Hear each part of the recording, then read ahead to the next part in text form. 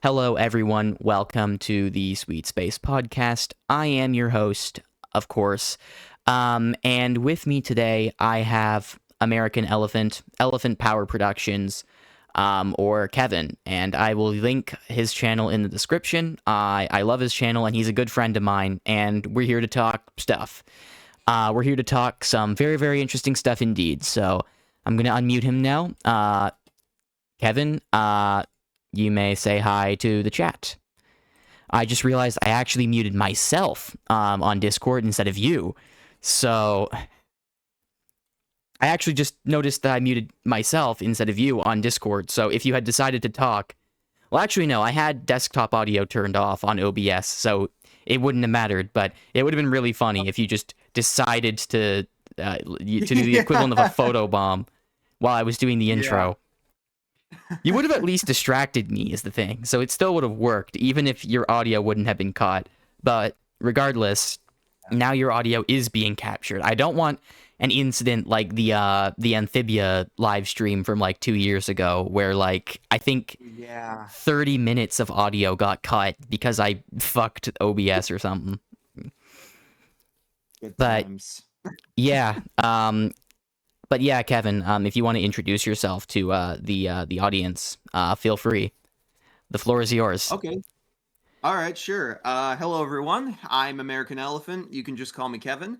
I run the YouTube channel. Well, right now it's called American Elephant, but the ad is Elephant Power Productions, where I make mostly video essays discussing what I want to talk about in a series called Kev Talks. But I've also started this year making animated content and plan to keep up a schedule now of alternating between animations in the odd months, video essays in the even months. So, yeah, been pretty busy working on a lot of stuff, especially regarding my living situation. But yeah, I figured at the very least it'd be fun to do one of these, given how well our conversations have gone down in the past. And yeah, I'm definitely excited for, or interested at least, to go into this topic given my particular interests. So, yeah, this intro's not the best, but I take forever to Yeah, come it's up with. okay. Mine's probably even worse. So if you think about it, it kind of balances out. Like it's like negative numbers, where like having two negative signs actually multiplies to a positive. So at the end of the day, the audience finds our lack of professionalism endearing, which causes it to actually be a positive viewing experience. So Correct. And since we're highlighting it in a meta contextual sense now, it makes us yeah, seem exactly. We're smarter than we lampshading. actually So that basically Yeah. erases all the problems. Yeah, and since it's not the best humor ever, we'll get called Reddit humor because that's what fourth wall breaks are now, apparently. Yeah, pretty much. Yeah. Yeah, I mean, like, as long as we acknowledge that, like, it's bad, and we make a point of mentioning how it's bad, that actually erases the fact that it's bad. So, you don't have to worry about that. Correct. Yeah, but anyway, yeah, today we're going to be discussing a very, very obscure niche topic that no one has ever heard of before. I mean, you're going to be shocked when I explain what we're going to be talking about, because it's something that literally no one would be able to guess. I mean, it's something that, like, it's really underground stuff. I'm telling you. Okay, this bit is going on for a long time. We're talking about Marvel movies. Gasp. Gasp. If you don't know what Marvel is, which you probably don't because it's so obscure. I mean, Right. some real art house stuff, honestly. Yeah. Well, that's not what the rest of the internet wants us to believe in terms of quality. Yes, we are actually being brainwashed into thinking that the MCU is more important than it is. It's actually a really small indie series of obscure niche movies that we're just being brainwashed to think are super popular. Right. I mean, can you prove it's not true? That's how it works. If you can't prove something isn't true, it basically is true. I mean, that's what everyone on conspiracy YouTube says. I'm not going to confirm or deny that, so. Yeah, Kevin's actually part of the fucking brainwashing cabal. He doesn't want me to tell you that, but it's true. Yeah, his It's YouTube funny channel that is actually a money laundering front for the fucking I don't know what. Okay, this gag is going nowhere, but funny you mentioned sorry. Cabal because there is actually a group of Marvel villains in the comics called the Cabal, so my mind just jumped That's to so good. That's so good. I didn't even know that. I have that. no comics knowledge is the funny part about this. I know you're more Marvel. of a comics person. I genuinely have read a Marvel comic maybe once or twice in my life and I don't remember it. Like I'm only I've literally only seen the movies and some of the TV shows. So that's my perspective going into this. Yeah, and I guess to clarify, I haven't read like every single comic in the world. I'm no like I've been here since 616 Spider-Man, which would make me what, fucking 50, 70 years old. No, I've definitely been getting more into reading comics and looking into the source material for sure. But I will admit a good chunk of my comic knowledge still comes from the way a lot of us probably did when we were younger of like, oh, I liked that Marvel movie. I'm gonna not buy the comics and instead watched Comic Explained or somebody else with a similar style of content explain it to me to make me realize why this is so genius or Is comic shitty for explained Is the comics explained? Is that the guy who I think passed away last year, or is that a different uh guy? yeah, one of the people at Comics Explained passed away either toward the end of last year or recently.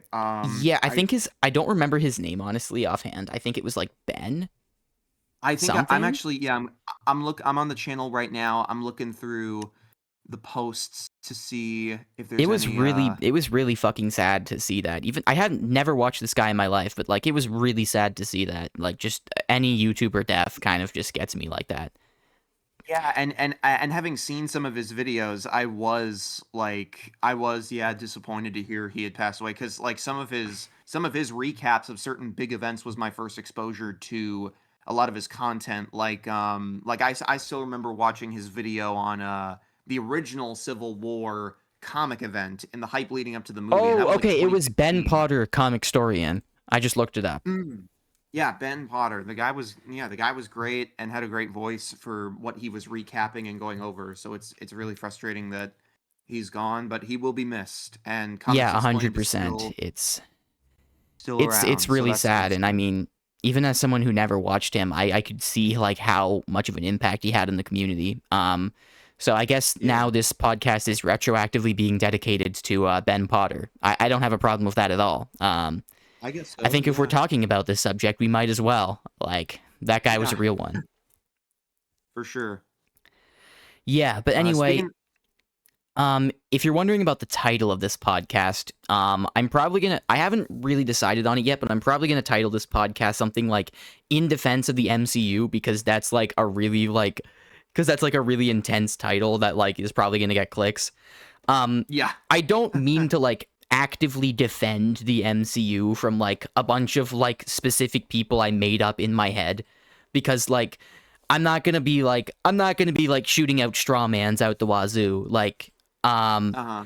I just want to talk about like I guess some general sentiments I've seen and like how I kind of take issue with some of them like around like the classification of the MCU as like quote unquote slop or like creatively void and all that stuff. Creatively void, holy shit, void reference. But anyway, yeah, you get my point. Like I don't mean to like I don't mean I'm gonna be like fucking going off into battle and like saying and like denying all criticism against the MCU Right. because trust This me, I isn't have like tons.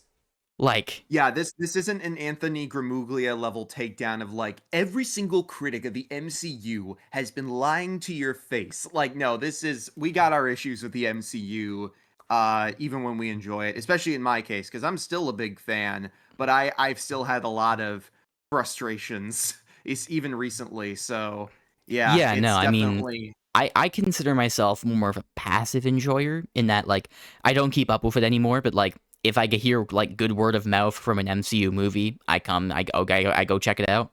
That was what happened with Thunderbolts. That movie was fucking baller, so I'm glad I listened on that. Word of mouth yeah. is great. It's a great source of finding good movies. If Mhm. So I guess I'll just start the podcast by saying, like, if you have a movie that you want to recommend to people, shout that shit from the rooftops. Like, the more word of mouth spreads, the more like great movies are like seen. Because that's Yeah. also to an extent I'm mispronouncing all these words. That's also very much to an extent kind of how like Barbenheimer took off, besides like the meme value of the two movies being released side by side. Yeah, that's true. They did. There was definitely a lot of. It was not just. Yeah, it wasn't just really the memes. It also had this sort of.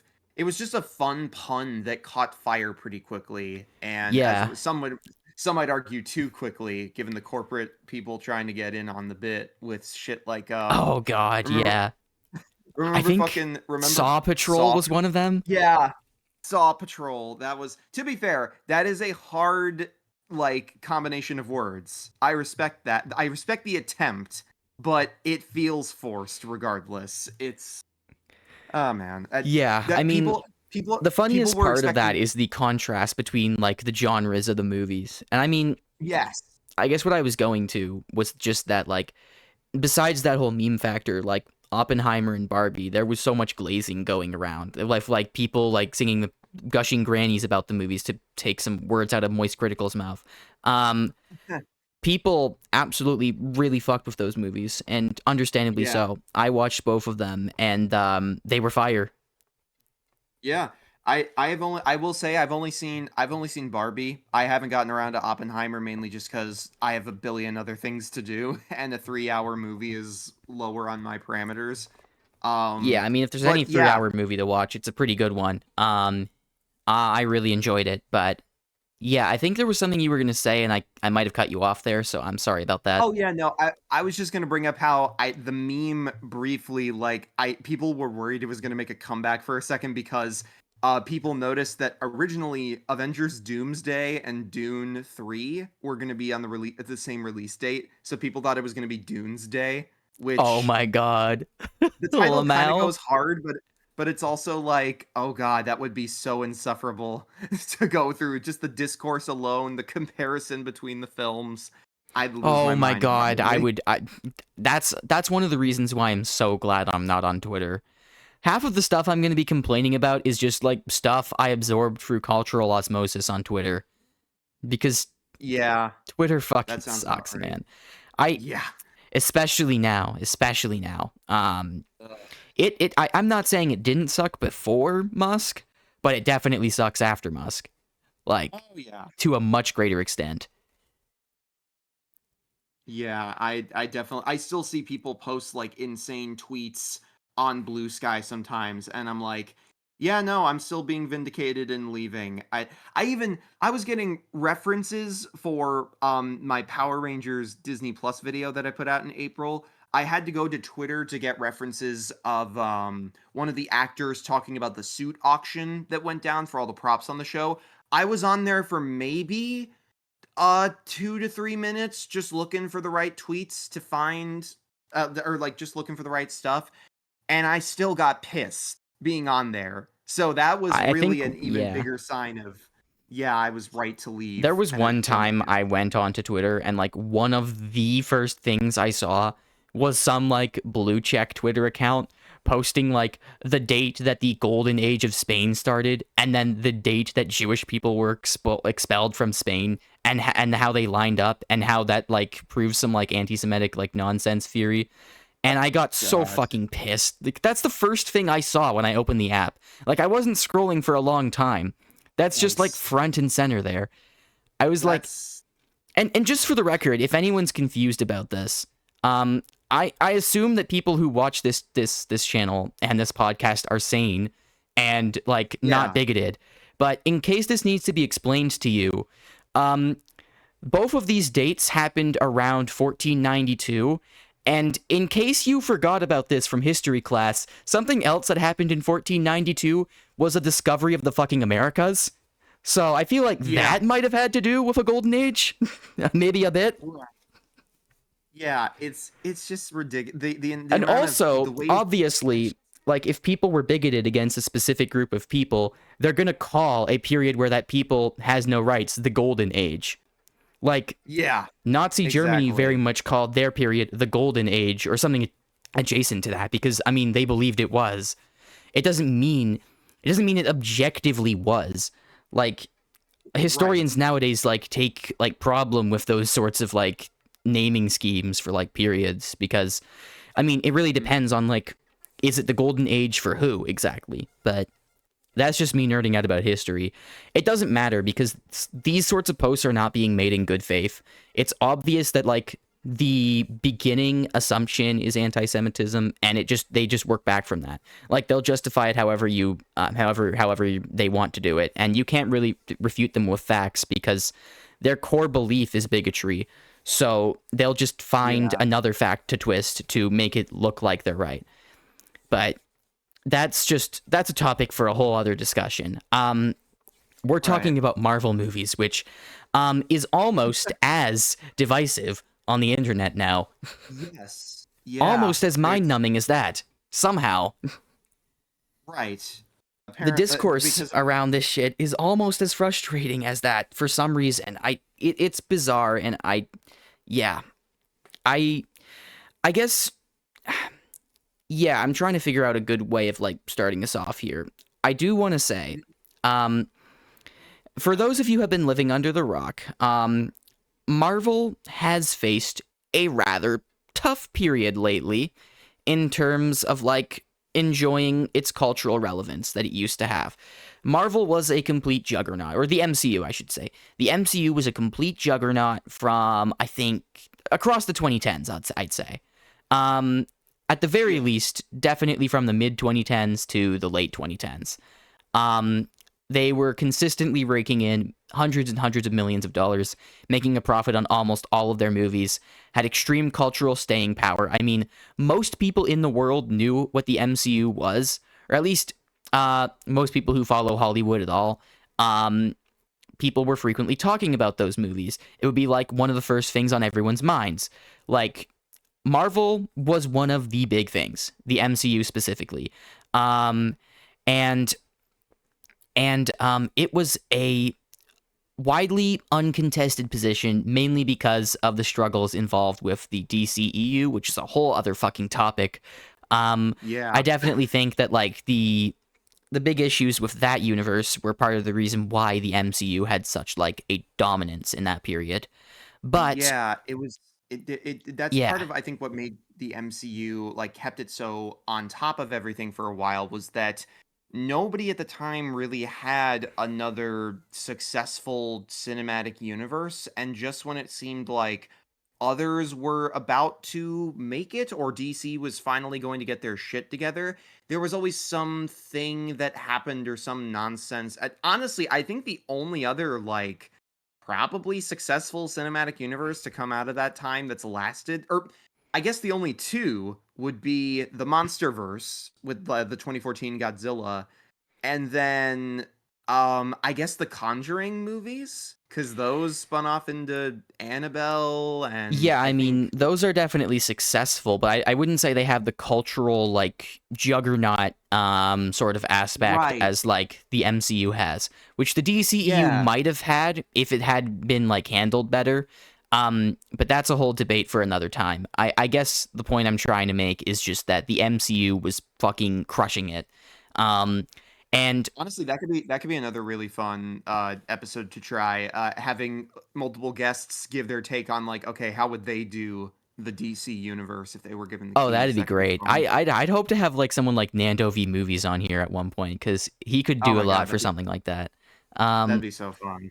yeah, but um, I remember when you told me about the fucking Dark Universe and how like abysmal the setup for that was. Like, It to anybody who doesn't know about the Dark Universe, go watch the video by go watch the video by the YouTube channel. It was a shit show. They recently put out a great video dissecting how the Dark Universe fucking crashed and burned before it even took off. And I assume it's that's a common theme of their videos that they talk about troubled productions. oh yeah, they talk about all kinds of even when the movies are good and do Name kind of gives it successful, they away. still talk about they have a whole series actually on the MCU and how even though they found success, there was a lot of like difficulties for certain projects that really Like some of this, there was some stuff I did not know about until watching those videos, despite generally thinking I'm in tune with a lot of MCU production news. So yeah, Yeah, definitely check them out if 100%, you. 100%. I mean, yeah, the MCU looked untouchable from the outset, but like on the inside, like plenty of productions had like issues and like and all that. Like it's never the same as you think from the outset, from the outside.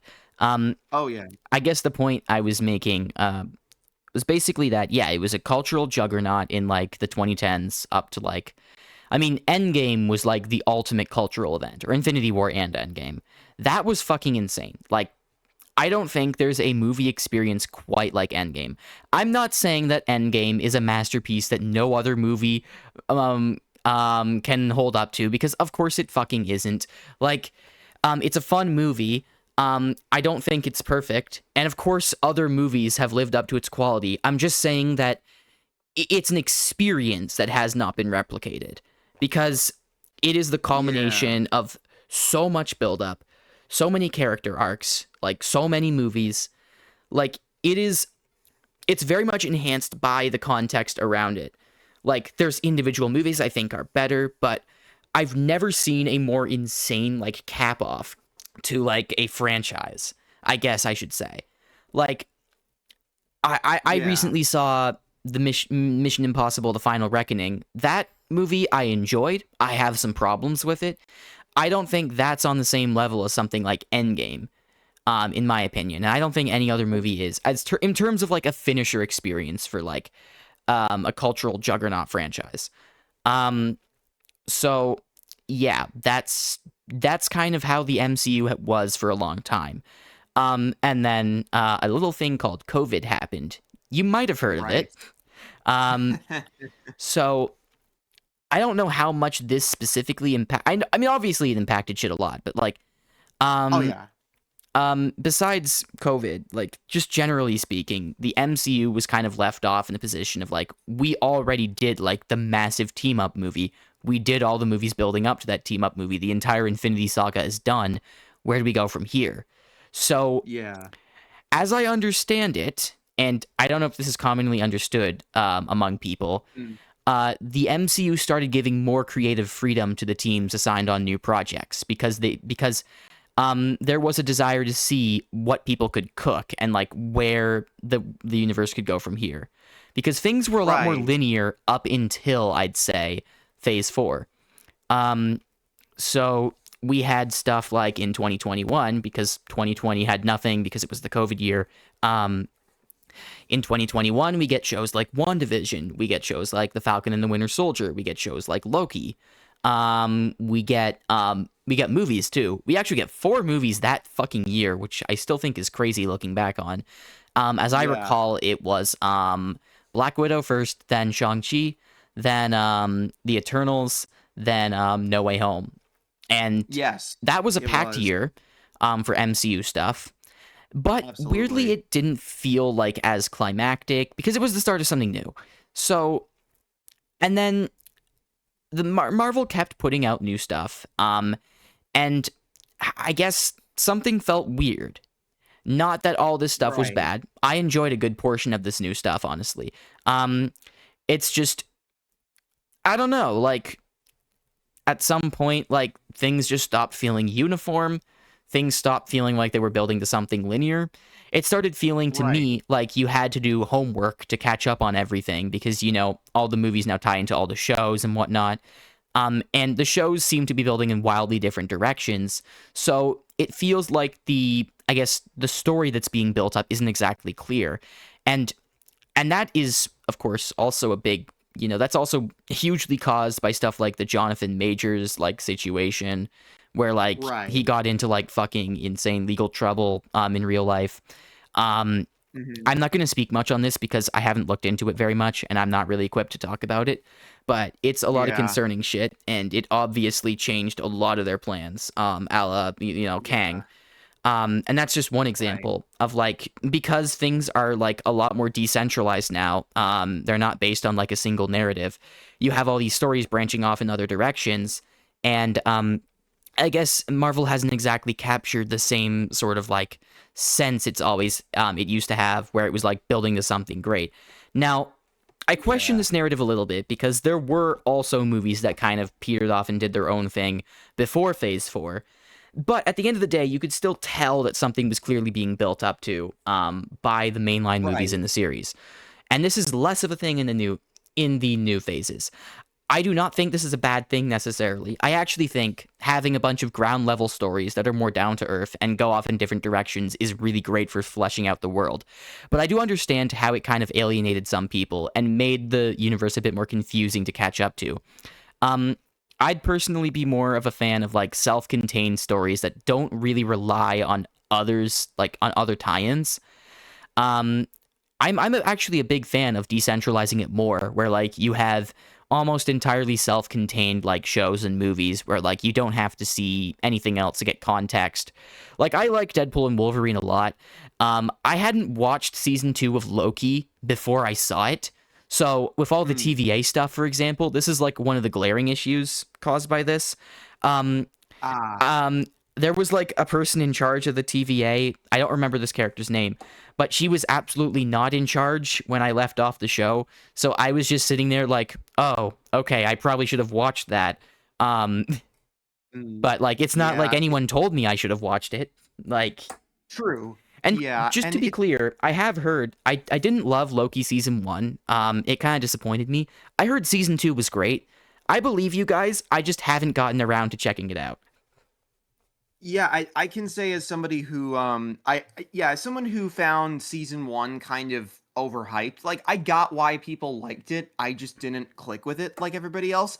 So when going into season and that was the other thing. It wasn't just me, it was also my family. We in general, we just thought Loki was weird. Like even when there were moments we enjoyed and then there was stuff where we were like, "Oh god, that was kind of boring or off." And then I season loved 2 everything came. with Mobius. I kind of wish that he had more. That he had more stuff. I Yeah. don't know. Like, But then come season 2, I must say, like, I think generally we all enjoyed it much more. I especially like for a while that was that like for at least around a year, that became my favorite of like the season of the Disney Plus shows.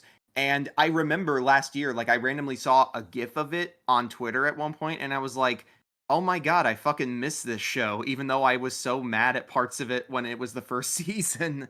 But yeah, I yeah, I genuinely really think. got to get around to watching that. I mean, considering all the stuff I've heard about it. Yeah, it's definitely. I mean, it's still it's definitely. You can tell they had to change a lot because of what happened with Jonathan Majors, but it still works out pretty well and creates this really nice two-part narrative by the end of it, I felt. And the finale as well. That's the other thing. The Disney Plus finales for these shows have been criticized for being very underwhelming. Of all the Disney Plus finales, I think this is one of the ones that works the best and feels like a great, like this is a good conclusion. It's not like, oh, it's exciting because it's setting up the next thing. It's like, no, this is a good ending to this show and what it was trying to do with these characters. So yeah, I do recommend Loki season 2. I think it's a really fun watch. Right, and Um, that's a great segue because the whole thing about how like everything felt like it was setting up something else, but because it felt like it was setting up different stuff. Okay, let me articulate this properly. Yeah, all most of these shows and movies spent like their finales setting up other things. But for me, from the perspective I was looking at it, they weren't setting up the same thing like a lot of the endings of like phase 1, 2, 3 movies were doing. Um so I was a bit more confused and like lost because it felt like so many different things were being set up at once. And it's kind of an issue for me where I'm like, okay, you can't have your cake and eat it too. If you want to branch off and do all of these like stories, you have to be okay with having some of them be self-contained and not be set up for other stuff.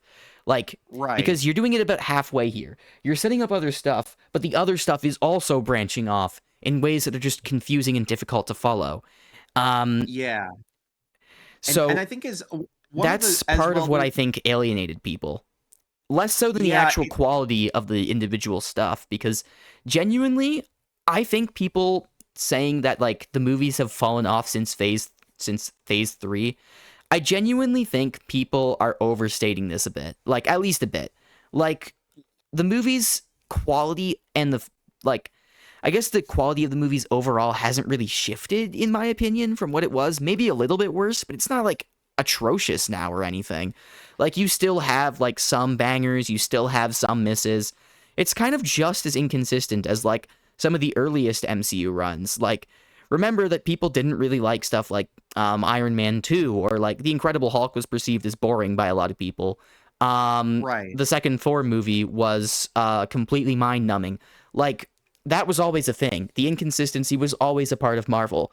It's just I think the confusion as to like all the build up and the different directions it was going.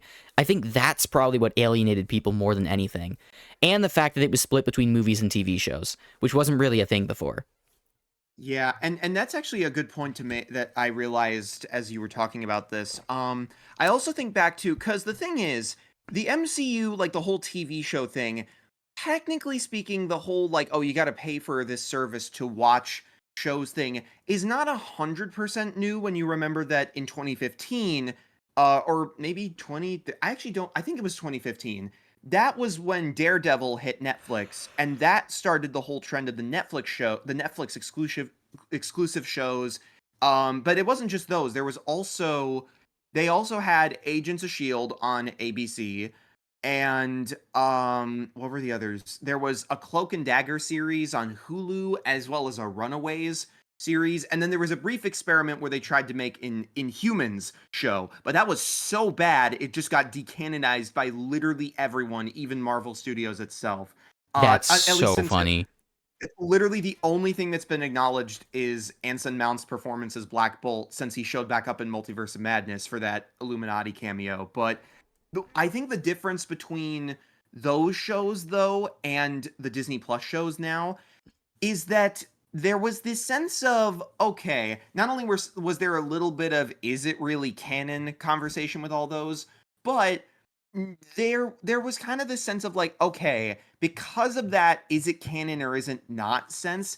They felt more like supplemental material that could help enhance your view of the universe, as opposed to like, okay, I need to know who this character is. So, for example, you could watch Daredevil and gain a deeper appreciation of like the New York setting of the MCU, but you didn't need it to watch like say Spider-Man Homecoming or even Agents of Shield. Like that had a lot of there's some stuff in Agents of Shield and episodes they use to deepen plot points in the MCU. Like apparently there's an episode in the show where it's revealed that characters on Agents of Shield were the reason that there was the helicarrier coming to save people at the end of Age of Ultron. They helped get that for Fury. So it Yeah, like I that mean, stuff is as I understand it, Agents of Shield was largely following like the sect of Shield that remained after the Winter Soldier split. I think it was like led by Agent Coulson, who this is dubiously canon, obviously, but I guess he came oh yeah. back despite his death in Avengers. Yeah. Like, It was something where he was brought back to life, and after it was either the beginning of season 2 or ending of season 1 where they had to acknowledge Captain America the Winter Soldier, where it was revealed fuck Hydra's inside a shield. So every season afterward has kind of dealt with that aftermath. And now mind you, I don't think Agents of Shield is canon anymore because on top of apparently there is like some time travel stuff toward the end of that show that contradicts the time travel stuff they did in Endgame and Loki. But on top of that, they also had a plot line going on regarding the Kree and the Inhumans.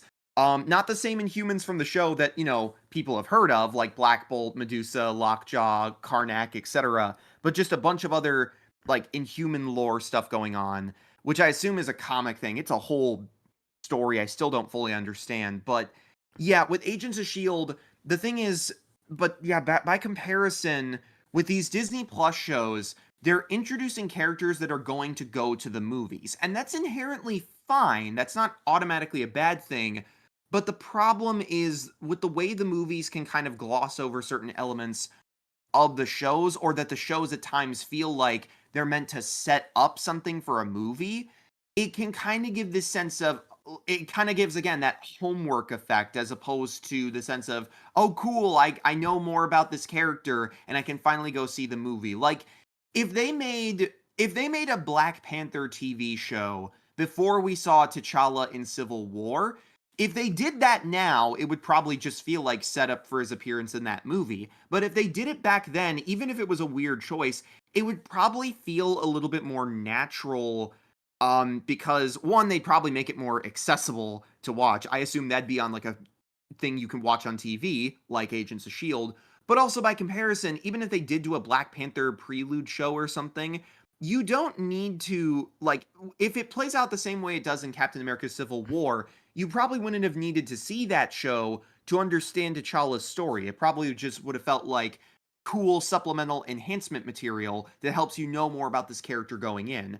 Kind of like how Andor, if Andor came out before Rogue One, it'd probably make people like even more hyped as hell for Cassian in that movie. Right, But yeah, and Andor's a great example of what we're talking about because you do not need Andor to understand Rogue One because Cassian's character is set up perfectly fine in Rogue One without it. But if you saw Andor, you absolutely would have a greater appreciation for the movie. And I mean, I yeah, do. I rewatched the movie after seeing season 1. I hadn't finished season 2 yet. I have now. It's incredible. But um, yeah. Watching Rogue One after you know what Cassian's story is really enhances the experience. But crucially, it doesn't leave you confused if you haven't seen it and you watch the movie, because most people watch the movie first. This is how it should be. right. Like, you shouldn't have to feel like you have to do homework. Because again, like with that example I used before of Deadpool and Wolverine, like, the one character who is in charge of the TVA, like, I just had to fill in the blanks there because I hadn't seen season 2 of Loki. And I guess that kind of spoiled it for me too. Like, at least a little part of it, like, that character ends up taking over the I TPA? think Sorry, the TVA. yeah, I It's not a think big it's deal. actually I'm just saying that's one example of the problem I'm talking about. yeah, and especially like by comparison, but now I think as well part of the problem with the shows is that now when you have certain shows taking place in similar locations, you also run the risk of the constant. This is kind of the weird difficulty the MCU has come into lately. I think the MCU, if I really had to summarize the big problem, it's in this weird state where it feels like everything is like a pro and con simultaneously. So like with introducing all these new characters, right? Like Shang-Chi and Kamala Khan and Echo and all the and Moon Knight and all these new heroes. I should just called Kamala Miss Marvel, but yeah, with introducing all these new heroes, if these characters work out, that's great because you have new faces to follow throughout the MCU. The problem is we're still following characters introduced from the end of Phase 3 with characters like Black Panther, Spider-Man, Captain Marvel, etc. And they're getting trilogies. And so it's this constant, but then we also have legacy heroes like Anthony Mackie becoming Captain America.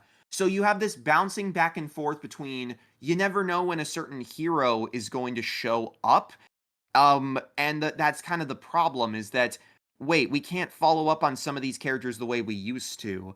A good video I saw by user Full Fat Videos brought up a great point by how in trying to carry that balance of introducing new characters and carrying over old ones, the MCU is in the state where we're having very wide gaps now before we see some of these characters again. Like just to give an example, like Shang-Chi was announced to be in Avengers Doomsday, and that's great to see because with the exception of his solo film and one episode of What If Season 3, Shang-Chi has made no appearances in any other Marvel movies since his solo film debut. He's not shown up literally anywhere else. And then the same goes for Sam Wilson. We had Falcon and the Winter Soldier. By the end of that show, he became Captain America. When you compare this to Phase 3, where Steve was like mentioned every other movie, hell, it was the only that was the only Avenger in the Netflix shows they said by name. They'd say Captain America. They never say any of the other Avengers. But now by comparison, Sam, he's only appeared in before Captain America Brave New World, he only showed up in a Disney Cruise exclusive mini adventure thing, a another season maybe an episode or two of What If Season 3, And then he had a quick cameo in Moon Girl and Devil Dinosaur, which is not in the MCU, even though it kind of is in a weird. I guess the show is kind of set in its own like post similar events happened, but not really kind of timeline. But yeah, that's kind of my point. Is that in that case, Falcon and the Winter Soldier came out 2021. Brave New World came out just this year, 2025. That's like a 4 to 3 year difference from when we last see Captain America. And I get why that is, but it says a lot about this balancing act now where it's kind of confusing on how a lot of these characters are going to show up again. And clearly, some characters are getting prioritized over others or lost in the shuffle because Ironheart went through a lot of delays, or at least it had a longer production due to strikes and COVID pushbacks and this and or maybe not COVID, but just pushbacks going on with its production because it at least filmed in I think 2023, late 2022, definitely around or right after Wakanda Forever came out, and we're only getting it now this year, so that's nearly like a 2 year wait. Which on the one hand, good for them, they can make it look as good as possible with the VFX and not crunch people. I hope, but on the other hand, it's like that's still a good chunk of time to wait for a supposed Iron Man legacy character, even if she's doing her own thing. And then don't even get me started on the fucking Eternals or Moon Knight. We have no idea when those characters are going to show back up again. Like, we Remember the whole maybe. meme of the Tiamat hand never being mentioned in any other Marvel thing until Brave New World? But again, that's a 4 year difference. I Right. mean, And I it's think it more also. like 3 if you think about when the movies came out. But like, you get my point. Yeah, and even then, it's still a good point to be made about how even if the meme kind of like got out of hand, what I think people missed about it was that it's for the Eternals fans like us, it wasn't the sense of like we need every movie to address Tiamat's existence. I was just kind of in the corner like I don't know. I feel like these big characters introduced in the beginning of Phase 4 who literally made they killed a god in the ocean that's just sticking out now. And again, I'm thankful that Brave New World finally addressed that, and I thought it did okay with it, but yeah, it is. I think it says something that these big characters that they hyped up at the beginning of Phase 3 or Phase 4, who were clearly supposed to be like their next big team, their next Guardians of the Galaxy or Thunderbolts, we've barely seen them. We only get, I think, mentions to.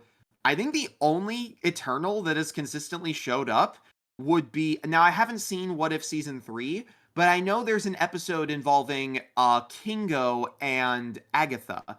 So, and Kingo has had other references in other stuff. They mention him in Miss Marvel as like an actor in movies, and they had a poster for one of his projects in the Guardians Holiday Special, which was a nice touch. But yeah, aside from Kingo, we've had no other Eternals show up, even though some of them are out and some of it kind of makes sense. Most of them are out in space, but so is Kingo, and he's been mentioned a lot. So it's like, yeah, we have no idea when these characters are going to pop up. And Moon Knight, I don't even know how you could bring him back without pissing somebody off because Moon Knight fans already have a lot of beef with how that show adapted the comics. So I don't think anyone's going to be perfectly happy with how he comes back or if he could come back because what do you do with him? Because you could either because in the show they give him all these magic powers and elevate him from his power level in the comics.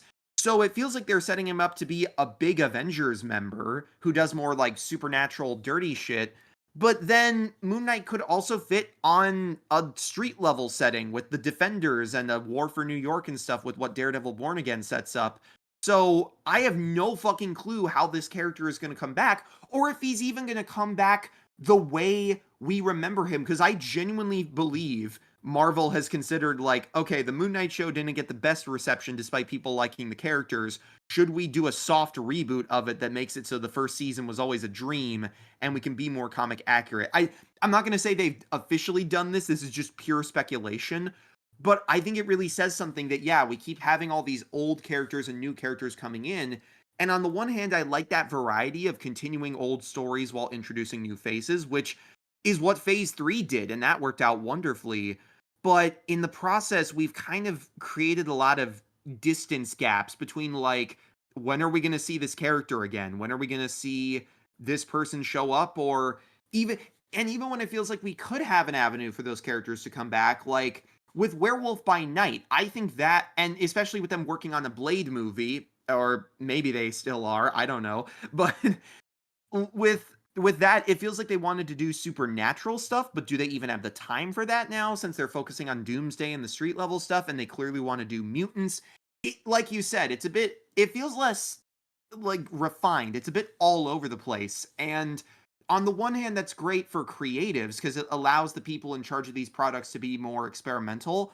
But on the other hand, they're not 100% self-contained nor sequel setup. So it all just feels like a weird limbo space right now with what the MCU is trying to do with the multiverse saga, especially after the Kang nonsense, and what it's also trying to do with individual projects. It's a lot to keep track of now, it feels like. Yeah, I mean, it absolutely is. And like specifically with Eternals, something I wanted to mention is we still don't know what the fuck was going on with that Patton Oswald like fucking leprechaun ass guy Oh and yeah, Harry we had that whole Styles for fucking some reason. yeah, we And had that that, whole end by the credit way, that's scene supposed to with be Thanos' brother, by the way. Just for the record. That hasn't been right. followed up on since That that is movie came yes. out. One We of the have most not bizarre touched on post-credit scenes I can remember from the MCU. Like, fucking Patton Oswald literally said, introducing, or he literally came on the Eternal ship like, behold, the heir of Titan, brother of Thanos, the legendary Star Fox. And it's like, we have not seen Harry Styles in almost 5 years. It's crazy it's like it's at the how point that where I'm like, if you're gonna tease things that happen literal years from now, um, is that really the best way you can spend the post-credit scenes?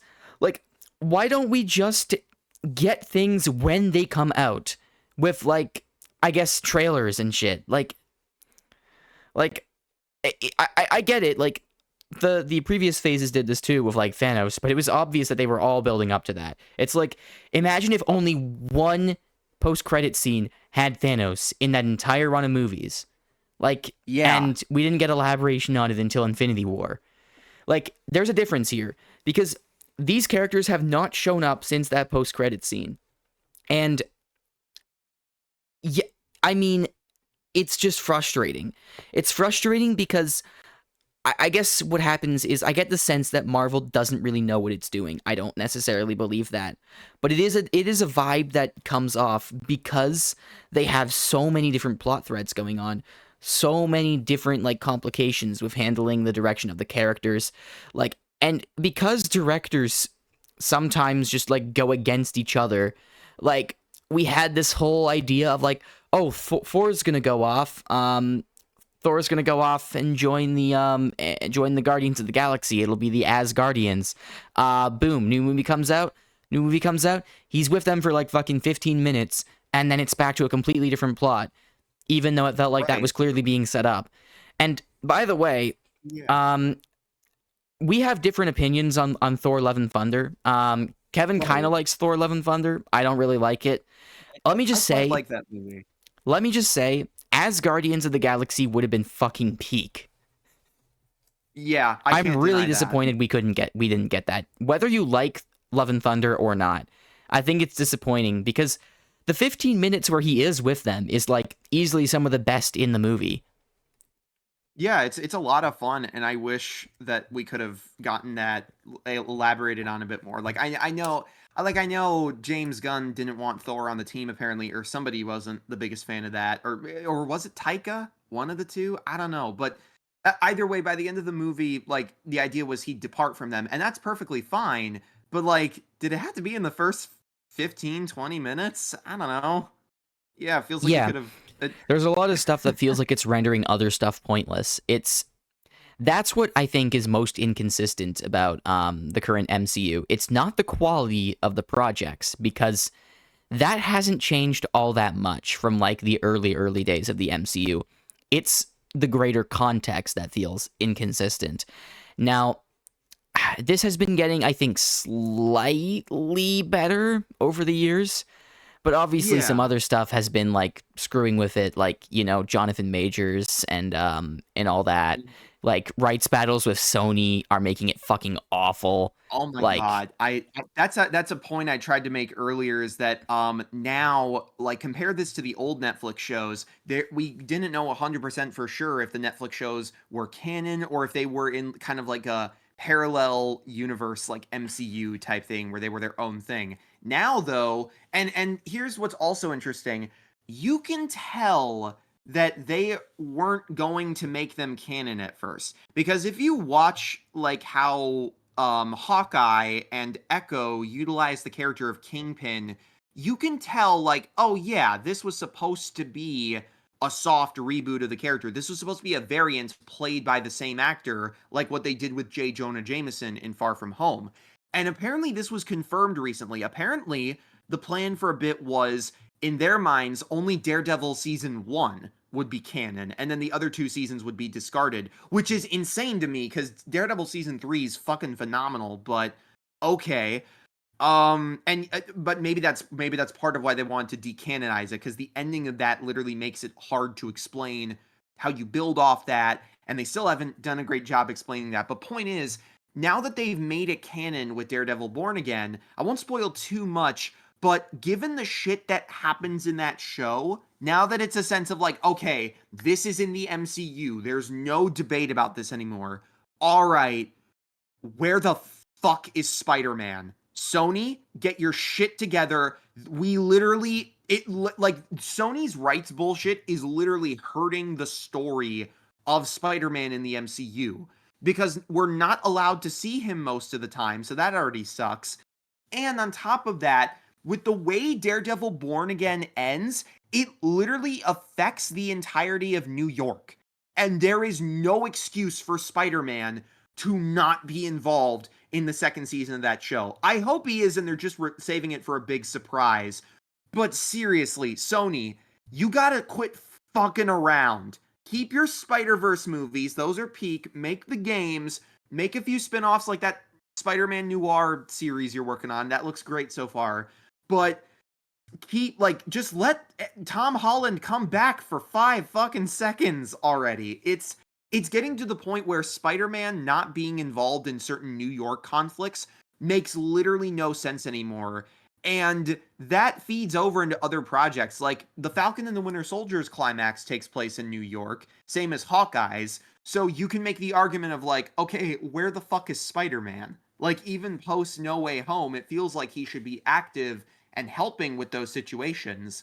And I will say, I think Thunderbolts at least has the excuse because when all the stuff happens with the Void toward the end of that movie, that's at least like, okay, you can infer that maybe Spider-Man tried to come over and he got taken into it, or he was helping people get away from it. You can infer he's off doing something else. But with some of these other shows, it's like these feel like fights that Spider-Man should be directly involved in, but we can't do that because for some reason Sony is like, no, we gotta hold on to the rights of this character. We gotta make all these solo films about villains and secretly turn them into anti-heroes instead of villains. Like, and Sony just wants to like make a forced Spider-Man villain universe that is in the MCU, because on top of the whole thing with fucking Michael Keaton's Vulture showing up at the end of Morbius, it's still one of the most annoying scenes in that movie. On top it's of that, actually iconically bad. Like, yeah.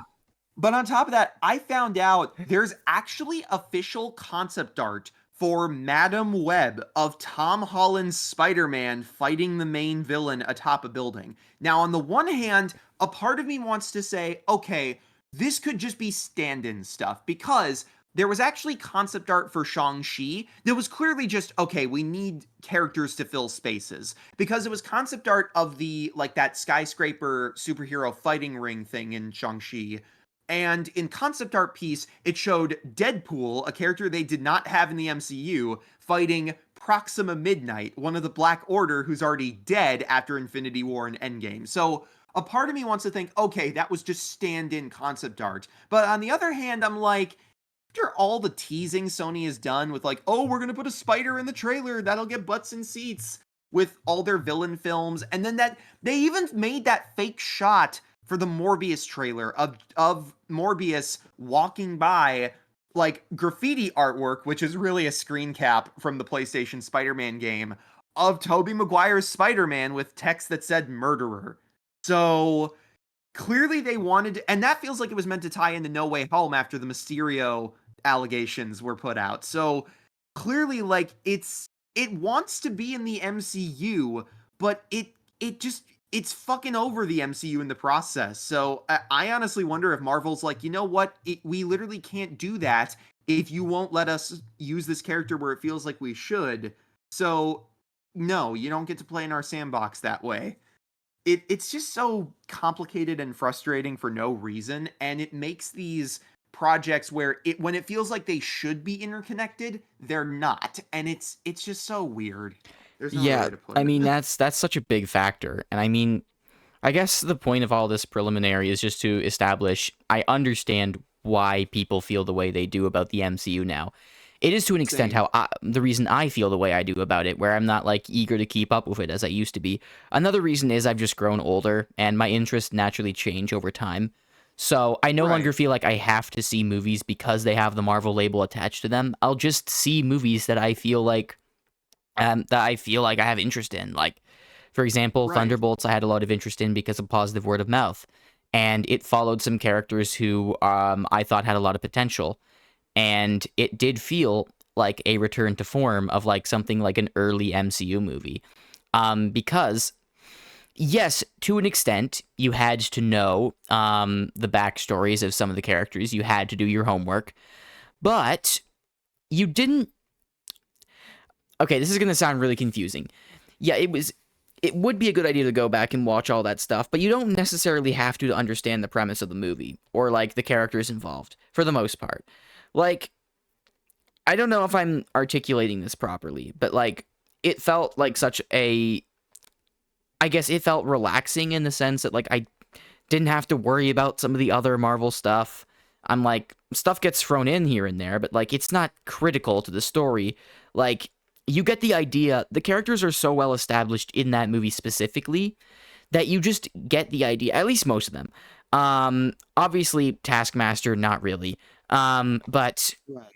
like for like the characters like Yelena, for example, or Alexei, or to an extent John Walker, Ghost, like, Yeah.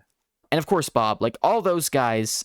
And I mean, you know Bucky. You're gonna know Bucky no matter what because he's such a crucial part of like the older movies. Right. So like to me, it works really well because like it's taking the foundation of these characters and like it's putting them into like this very intimate story where you like really see their personalities shine, and it does feel like so down to earth like some of those older movies. It doesn't feel needlessly confusing. It doesn't feel like you have to watch like 5 billion things just to understand the characters because they do a great job establishing them in this movie. um it's like it's just a fun time. It's exactly what Marvel succeeds at the most because Marvel movies are objectively very fun to watch. Like, I'm sorry to say this for people who are going to get mad at me for this take, but like, objectively, they are. And they're most often designed to be. Like, people, the people behind these movies, like the executives, I mean, want these movies, to draw people into the theaters. And the people who make these movies want to make them a fun time. Because this is Right. also going to shock a lot of people because of the discourse I see around it. But people actually enjoy making movies, right? Like, by and Yeah. large. Like, even movies that you think are slop, a lot of people enjoy making them. And this is the main Yeah. point. I don't personally like the categorization of a lot of the current MCU output, or even just all of the MCU's output, as slop.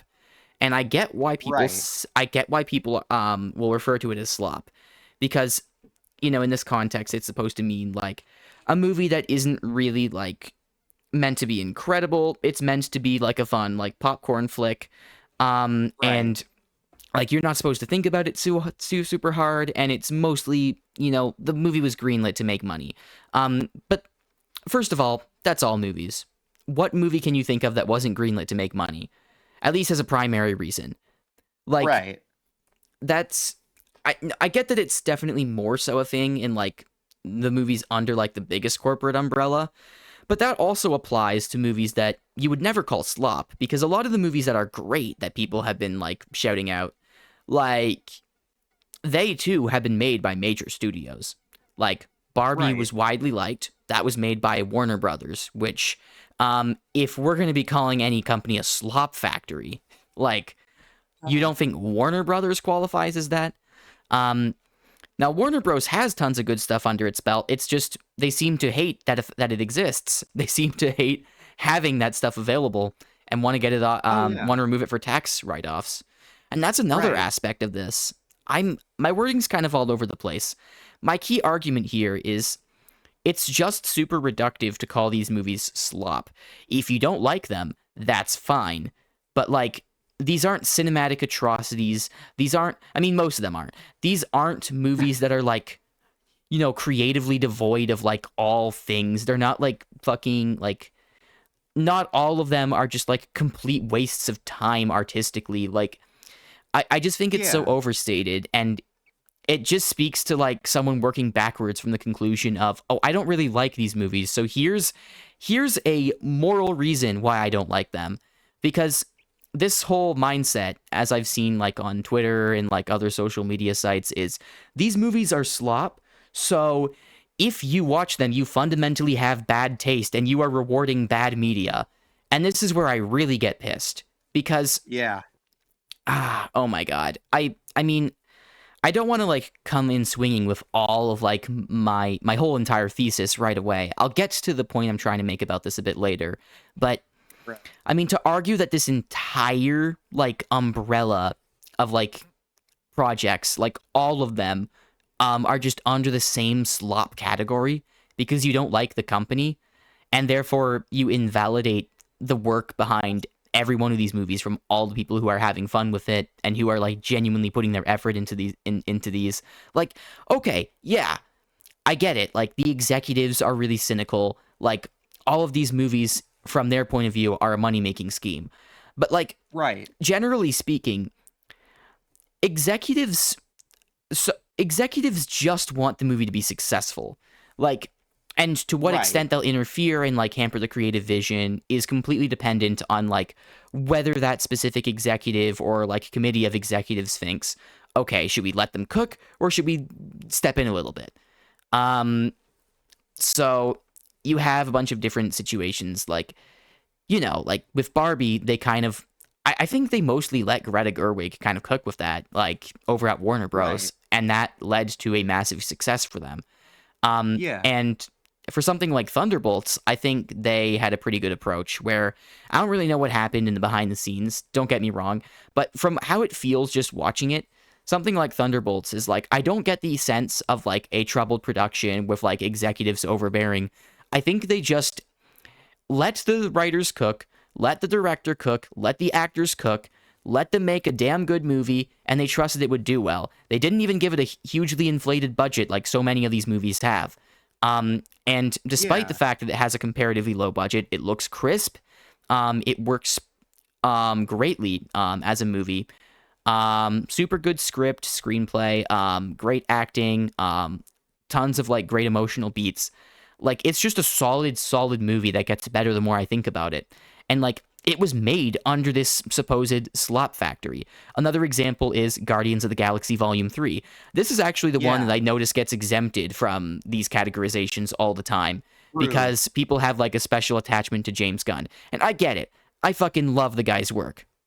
Oh But yeah, I will say Guardians. I have to say as well. I totally get why that one is like considered the exception, because at least for me, Guardians of the Galaxy Volume 3 is now my new favorite MCU movie. It's one of my favorite. It's easily one of my new favorite superhero films. I consider it like some of the peak of the entire Marvel Cinematic Universe. So I get why it often gets considered. I understand why it ends up on this oh, high it's an pedestal of like amazing movie. I genuinely think which that my top 3 Marvel movies are just the Guardians trilogy. Like honestly, yeah, because the those order mean so much to me and they're the so fucking order good. Like, yeah, I mean the exact order I can't really figure out because I don't know if I would put 2 over 3 or vice versa. Mm, One is the lowest for me. It's still amazing, but like the main thing yeah. that holds it back is that the villain is kind of like just serviceable, whereas like the villains in From 2 what and 3 are excellent. from what I've gathered, yeah, apparently James Gunn himself, like even he has apparently gone on record saying like he hated doing anything related to Ronan in that movie and is disappointed with that. He likes everything else about the final cut of Guardians, but he is not satisfied with how he handled Ronan. Yeah, Probably I don't because know. he I did not didn't like think it was bad. I just thought I thought he was an okay villain, like a serviceable villain for the same. story, but not like I thought not a standout. he wasn't yeah, he wasn't a deep character, but I think he served his purpose well for what the film was going for. I thought Lee Pace did a good job overacting with the role, going for the big booming voice. And they at least gave him like a good presence. When I was young watching Guardians of the Galaxy, I at least felt like Ronan was like an actually hard threat to stop because the film did a good job making him out as this like dangerous Yeah, he had psychopath, aura in a even if sense. it made him even if it made him yeah even if it made him generic evil with like the power stone at least gave him a lot of like create like threat level to him because you have this thing that could destroy entire planets if it touches organic matter, and then you have this psychopath who wants to genocide an entire people wielding it. Like that is at least a scary thing to overcome. And even though he's definitely the weakest of the villains, especially when compared to Ego and High Evolutionary, I still think he's a lot better than most MCU fans give him credit for as a threat. It's kind of the same with it's not the same thing obviously, but I feel the same way about Yellow Jacket in Ant-Man. I actually quite like Yellow Jacket in that movie,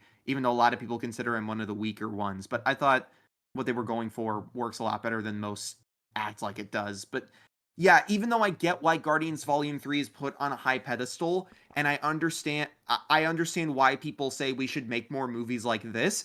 Believe me, I'd be happy if every movie was as peak as Volume 3, but not every movie can be. And this is where we kind of come into the issue here, which I can let you elaborate on if you wish. Yeah, I guess like the whole point I was trying to say was just like I get why people call these things like slop, but it just feels kind of disrespectful to me because like I just want you to think about I guess I just want people to think about this. Like when you're calling a movie slop, like it's not going to like hurt the feelings of the corporation or the executives who like made all those like creative decisions that you don't like, Exactly. that I don't like either. Like, but I mean, having all this discourse about like how slop the movies are, I mean, what that does get to, like, what that sort of thing is more likely to get to. I'm not saying it does, but what it's more likely to get to is the film crews themselves, like the actual workers who like put their all into Yeah. films like this. And It's kind of trust me, like don't respond to me. I don't know why I'm acting like this is an active argument I have. I'm trying not to strawman anyone, but like right. I have run into people who kind of act like this. So that's what I'm basing this off. Like please don't act like these guys are just there for a paycheck and they're actively miserable doing these movies. Because I promise you Yeah. that's just not true. Like there's a really good scene in Succession. I don't know if you've seen Succession, Kevin, but I'm just gonna bring I it have up not. for this is not really a So, spoiler, but um okay. it's a very vague spoiler. I'm not going to name any character names. There's a character who gets promoted to head of ATN, which is like a news network under the main company Waystar Royco. Um, and ATN is usually portrayed as like a bit of a propaganda outlet for like Waystar Royco, where it's like it's slanted in favor of the CEO, it's slanted in favor of the Roy family. Like it gives them positive coverage. It's like very selective about stories and whatnot. Like it's definitely not the most honest like news. It's basically a parody of Fox News, right? Um, Yeah. but then this guy comes in to ATN and he's the new head and he basically meets up with the team and he's like, "All right, guys, what complete lies and bullshit are we going to be spewing today?" And then like everyone just looks at him like he has three heads. And they're just like, "Dude, you know we're here to tell the news, right?"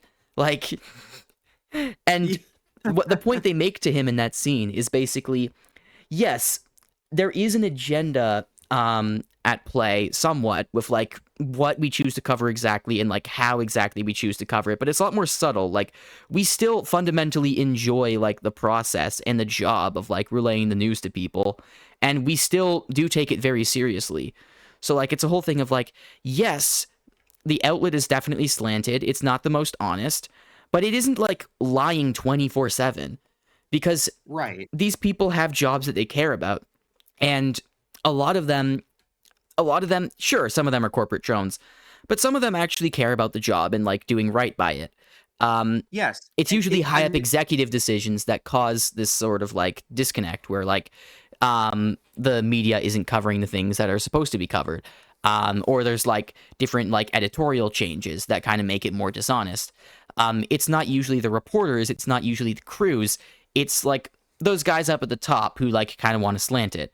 And there's some natural bias in the crews as well, but like it's not like it's very banal, and it's not like an active like, oh, let's fucking lie because we actually hate our jobs and we just want the paycheck. Like that's not how most right. employees actually talk to each other or like think while doing their jobs, like from what I Exactly. understand.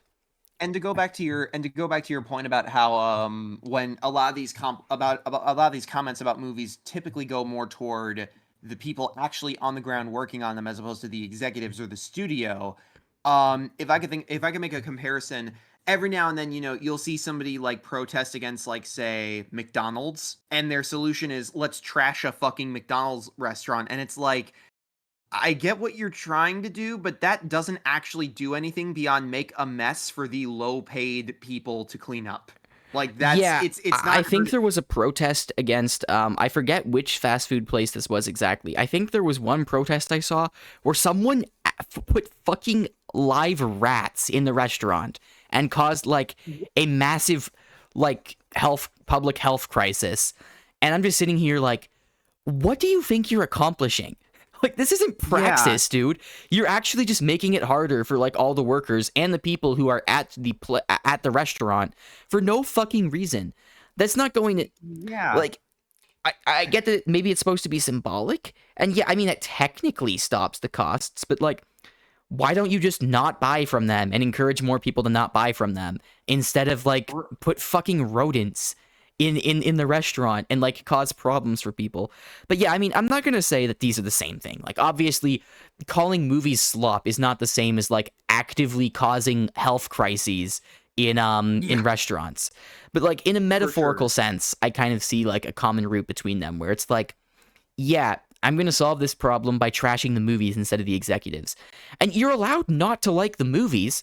I don't care. Right. Okay? I don't And like some of the movies from the MCU, yeah, especially from the newer MCU like catalog.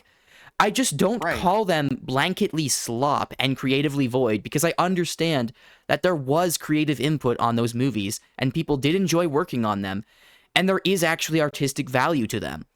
Like Right, like, even fucking like, even, I'm Secret sorry, Invasion. people are going to turn around on this so fast if we ever get to a point where people are actively making AI movies, because then you'll see what movies with zero creative value actually fucking look like. Like Yeah. people are gonna owe a massive apology to the MCU once that happens, which is kind of funny because you just brought up Secret Invasion, and I remember they used generative AI in like the credits for that. But Oh like you get the god. point, right?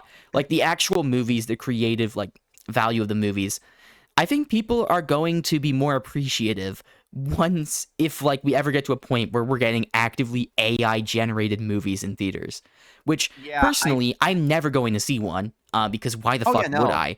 But No. like if anyone does see it and gets a front row seat at how fucking at how truly slop those are, like you're gonna be looking back at the MCU and you're gonna be like, I apologize, I wasn't familiar with your game. Exactly. And it's also one of those things where even if, like, something like, and this is actually something I kind of want to tackle for a second because I just thought of it. This mindset, I've noticed it seems to apply more to like video game discourse, but it can totally be applied to film discourse.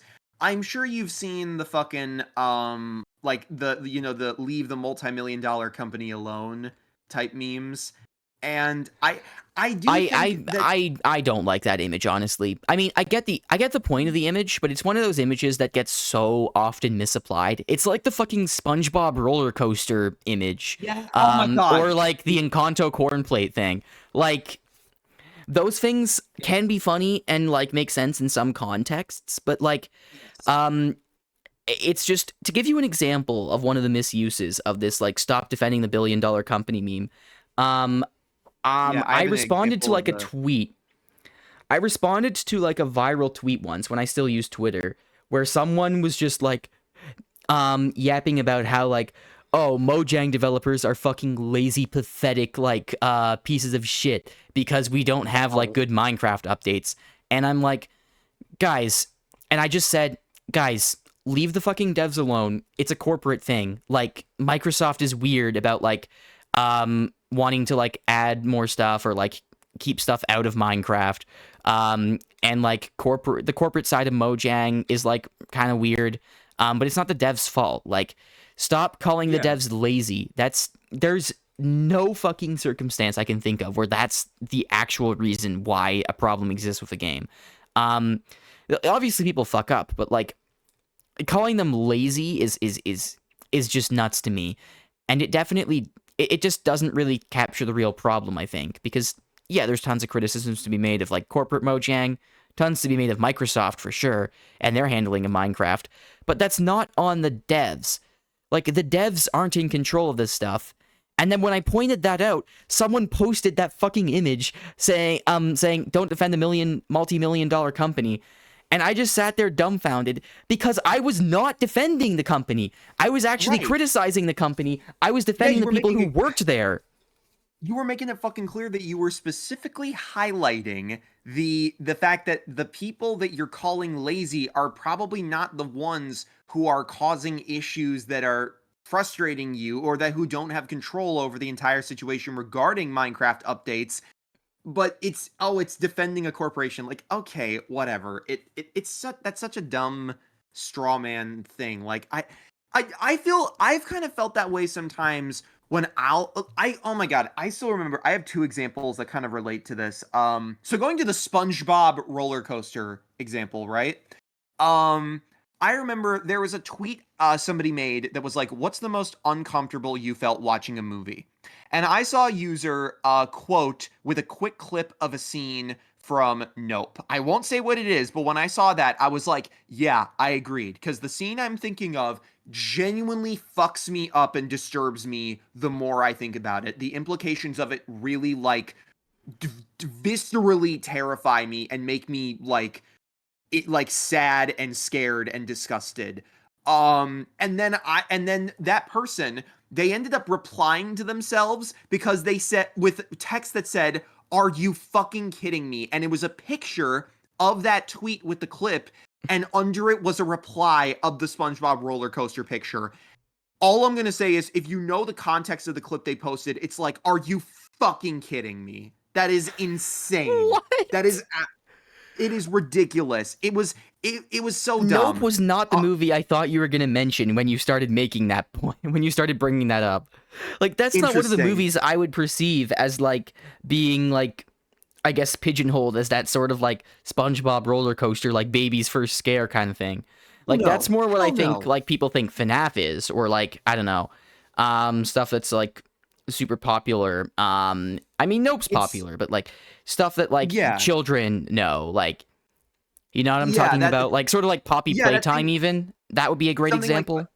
yeah, something like FNAF or Poppy Playtime or Goosebumps. I'm not saying Nope is like these things. I don't think it is. But in discussing examples, yeah, stuff like that where it's one of those things where despite the censorship bullshit that we constantly go through with kids media and animated stuff and whatnot, we still have stuff like Goosebumps and Poppy Playtime, FNAF, where we can literally like I actually learned about this recently. Like the FNAF books will literally have descriptions of like children dying, and yet we can't in the games there's like a sense of, oh, it's holding itself back, or it's just censorship with like what scares kids and what doesn't is so fucking weird because like FNAF and like just to put in comparison how crazy censorship for this kind of stuff gets.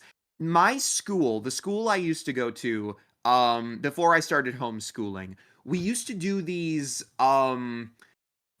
we used to do the when the movies were popular, they did like Hunger Game events in the gym. And mind you, it wasn't like recreating scenes, it was just sports games using Hunger Games like naming and terminology. But I think that says something like, wait, so a movie franchise where children are killing each other in a competition for the wealthy elite is allowed to have events made at schools, but then we have stuff like, oh, we can't put this horror thing in this cartoon, or we can't do this or that, or say this word. It's like, what? What? Like Okay. that whole long list that Alex Hirsch posted at one point about like Disney's notes trying to like Oh censor my some of the God. stuff you Yeah. put in Gravity Falls. Like, That's yeah, that shit is why I want to that's another reason I want to be independent as an animator. I don't want to put up with studio notes like that. But yeah, to pull up yeah, and when to you pull think up about another stuff like that, like it kind of puts it in another perspective where like I guess you have to start. I so I want you to think. I guess if you're whoever's watching this, I just want you to think critically about the stuff you watch. And that's the stuff that you like, and it's the stuff that you don't like. It's the stuff that you think is like super highbrow cinema, and the stuff that you think is quote unquote slop. Like with Marvel movies, yeah, when you think a Marvel movie sucks, or like you think it's like creatively like hindered or something, why don't you like just start thinking about why that is? Because instead of like writing it off as like not worth thinking about because it's like a lesser form of cinema, why don't you just ask yourself the question, what didn't work about this movie, and like what sort of factor behind it like could be mediated in the future, like remedied to create better movies and like a true. better future for the And cinemas. This is what pisses me to off about these people. It's just they seem to be all negative, no solutions. right. Yeah, that's actually that's a very good point. Yeah, cuz even when people like this who are very critical of the MCU make solid points of criticism and things where it's like, "Oh yeah, I can agree with that."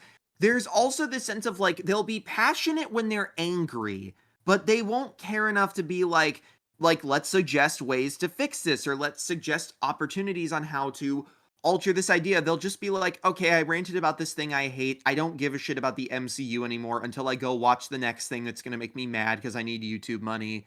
I like, there's this sense of I don't care. It's all this or that. And on top of that, because the MCU's problems are so scattered Yeah, and I like, don't care, except I'm gonna keep fucking making the videos anyway and keep talking about it. You can have it one of two ways. You can just not talk about the MCU. If you think it's so worthless and so creatively void, just don't address it. yeah, Or you can criticize it and you can offer solutions. You can shout out movies right, you think are better. You can like talk about how like the industry could be improved, or you could do what I like right. to call the critical drinker strat of just continuously talking about things you think are shit while offering like zero positivity for money. And this is really And even funny when, because like I just laugh thinking about how like even his own audience fucking ate him up over the Thunderbolts review because he took a swing for the king and he missed. Like, yeah, and even when and what's also so funny about that as well is it is also funny when you consider like this is a thing I think a lot of people are thankfully starting to wake up to. Or maybe I say wake up as if we've all been brainwashed, but I think it's something people are more realizing now that they've had time to reevaluate a lot of these this thing sucks actually kind of critics where the after going through all this stuff for years of what like this shit and all, like tearing down all these this thing is bad because it's woke kind of statements. I think what's so interesting now is that a lot more people are starting to realize, and I kind of have to thank Critical Drinker in a weird way for this. Critics are not always filmmakers. Critics can't always do what the people they're chewing out are doing. And I think people are starting to have a little bit more self-awareness of that when they criticize media, and I think that's going to be genuinely better for the long run. Like I watched this great video yesterday. I highly recommend it if you're a like in the FNAF scene. It's by a user named, let me double check this. It was created by a user named Cheese Yeen. Yeen is in like hyena. And they made a video called "The Worst FNAF Game Could Have Been Peak." And it's a video base of this guy basically going, "Hey, so I think Security Breach is the worst FNAF game, even though I fucking really like it for some reason. And I'm gonna go over why I don't think the game is scary and why I think it fails in a lot of areas as a game, but then end the video on like a way to like restructure the game while keeping it as close to what was put out." And I love the video not only because it was genuinely funny and interesting to hear someone's perspective on this, of like someone who dislikes who thinks the game doesn't work but also genuinely enjoys it. But they offered a solution. That's the thing. They offered a sense of like, okay, if we were to Yeah, make a I mean, like yeah, for sure. And I lost my train of thought on this. I was thinking of something. I'm just gonna ask if I cut you off at any points, if there was something you wanted to say. I think you were. There was another example of the whole like I think SpongeBob roller coaster image you wanted to bring up that I don't think we got to. So I'm just gonna let you do that while I think of what it was I was gonna say, um, wasn't if I as may. direct as like it wasn't as direct as the SpongeBob roller coaster thing or like the other stuff. But since we're talking about MCU things, I remember for context to viewers who aren't watching this, back in I'm gonna say either beginning of 2023 or late 2022. I don't remember which one. But either way, I made this I'll admit a little flawed tweet where I was basically like, if you criticize MCU Ironheart for being able to build her suit with her resources, but not Peter Parker for creating impossible webbing that still doesn't technically exist yet as a 15-year-old high schooler with access to limited resources, I was it was basically a point about how people don't criticize a Riri for doing certain shit. Like, it was basically trying to address the criticism of people think Riri building an Iron Man suit in the MCU is unrealistic to do on her own without direct access to Stark Tech. Even though if you fucking watch Wakanda Forever, you learn that one, she goes to MIT, so she has technical know-how. Two, she works when she's away from Chicago, she works out of this I think it's a repair shop or like warehouse with like technological parts, one or two, or one or the other. But on top of this, she also has a stepfather who at a young age taught her how to like work with machines and technology a little bit, or at least building stuff. And she mentioned she'd been working on the suit on and off for years. And I'm not talking about the Chicago Red final Ironheart suit or the Chicago Bulls red Ironheart suit during the Wakanda Forever climax.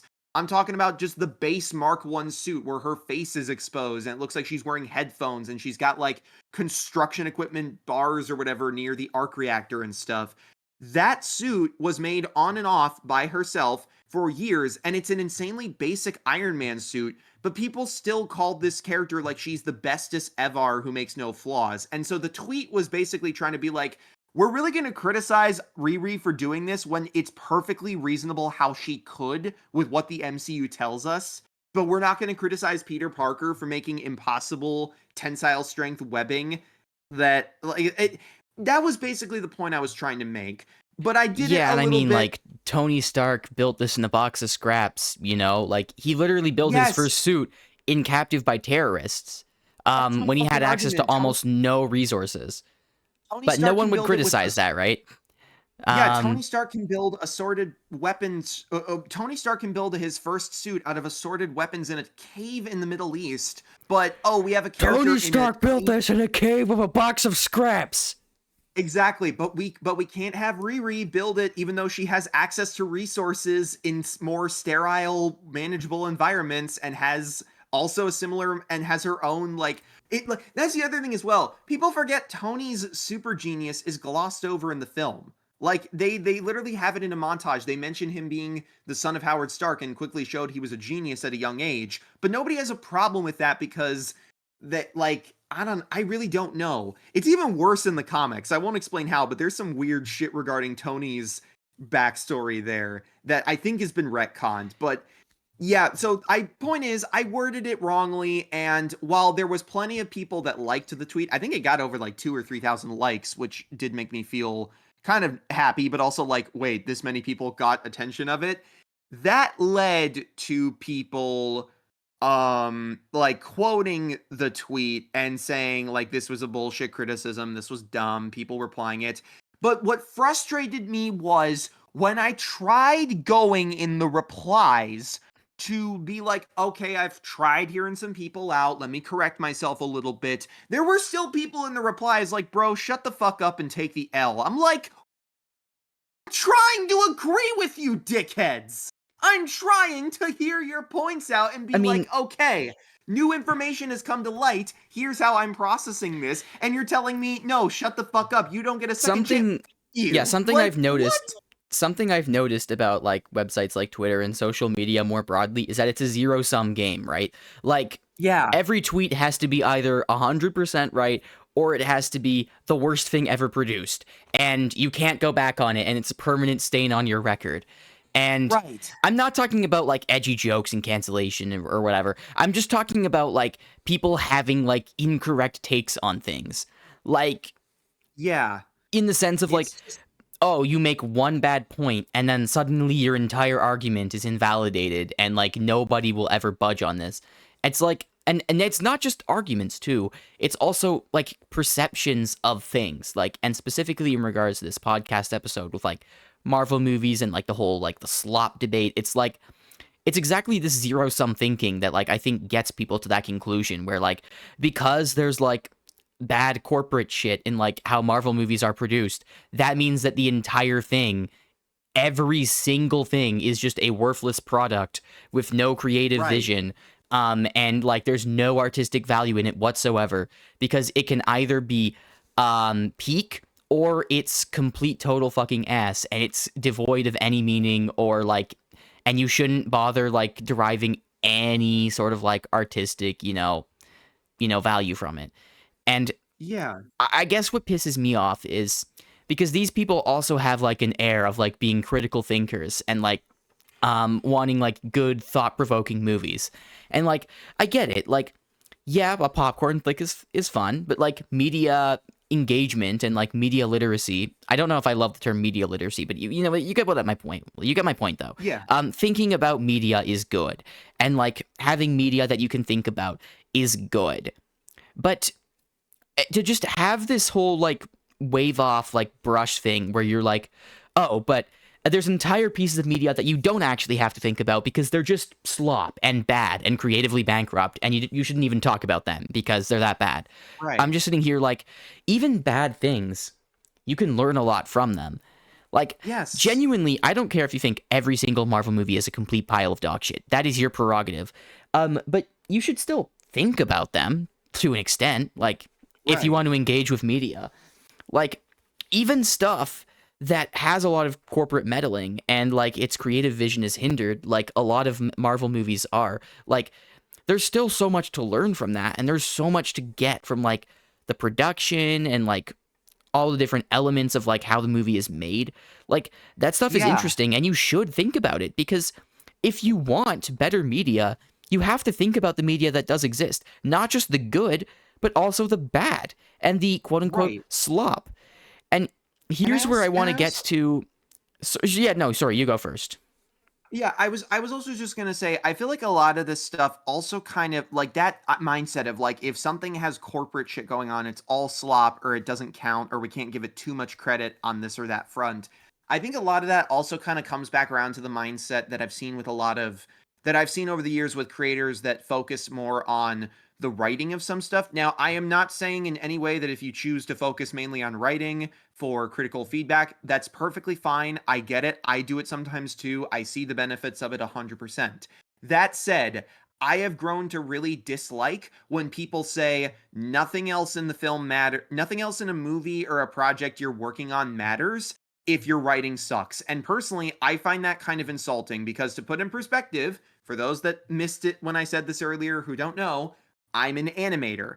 animation is a visual medium where you're not just filming actors in front of a camera, you have to create shit from scratch. And the funny thing about animation is that it's not always just write a script and then go animate that. No, sometimes you literally need to carve out the visuals and storyboarding and thumbnails and animatics.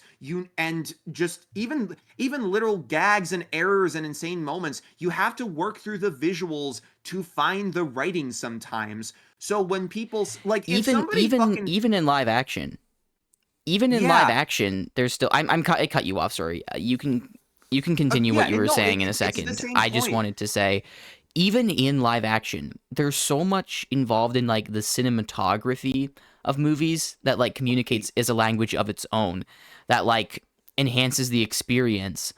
Um, that like you can't really call the screenplay the only thing that matters, because the screenplay is often enhanced by like the visual language of a film, like, and Right. some of the ways that things are communicated by that visual language. I mean, that's the whole point of subtext.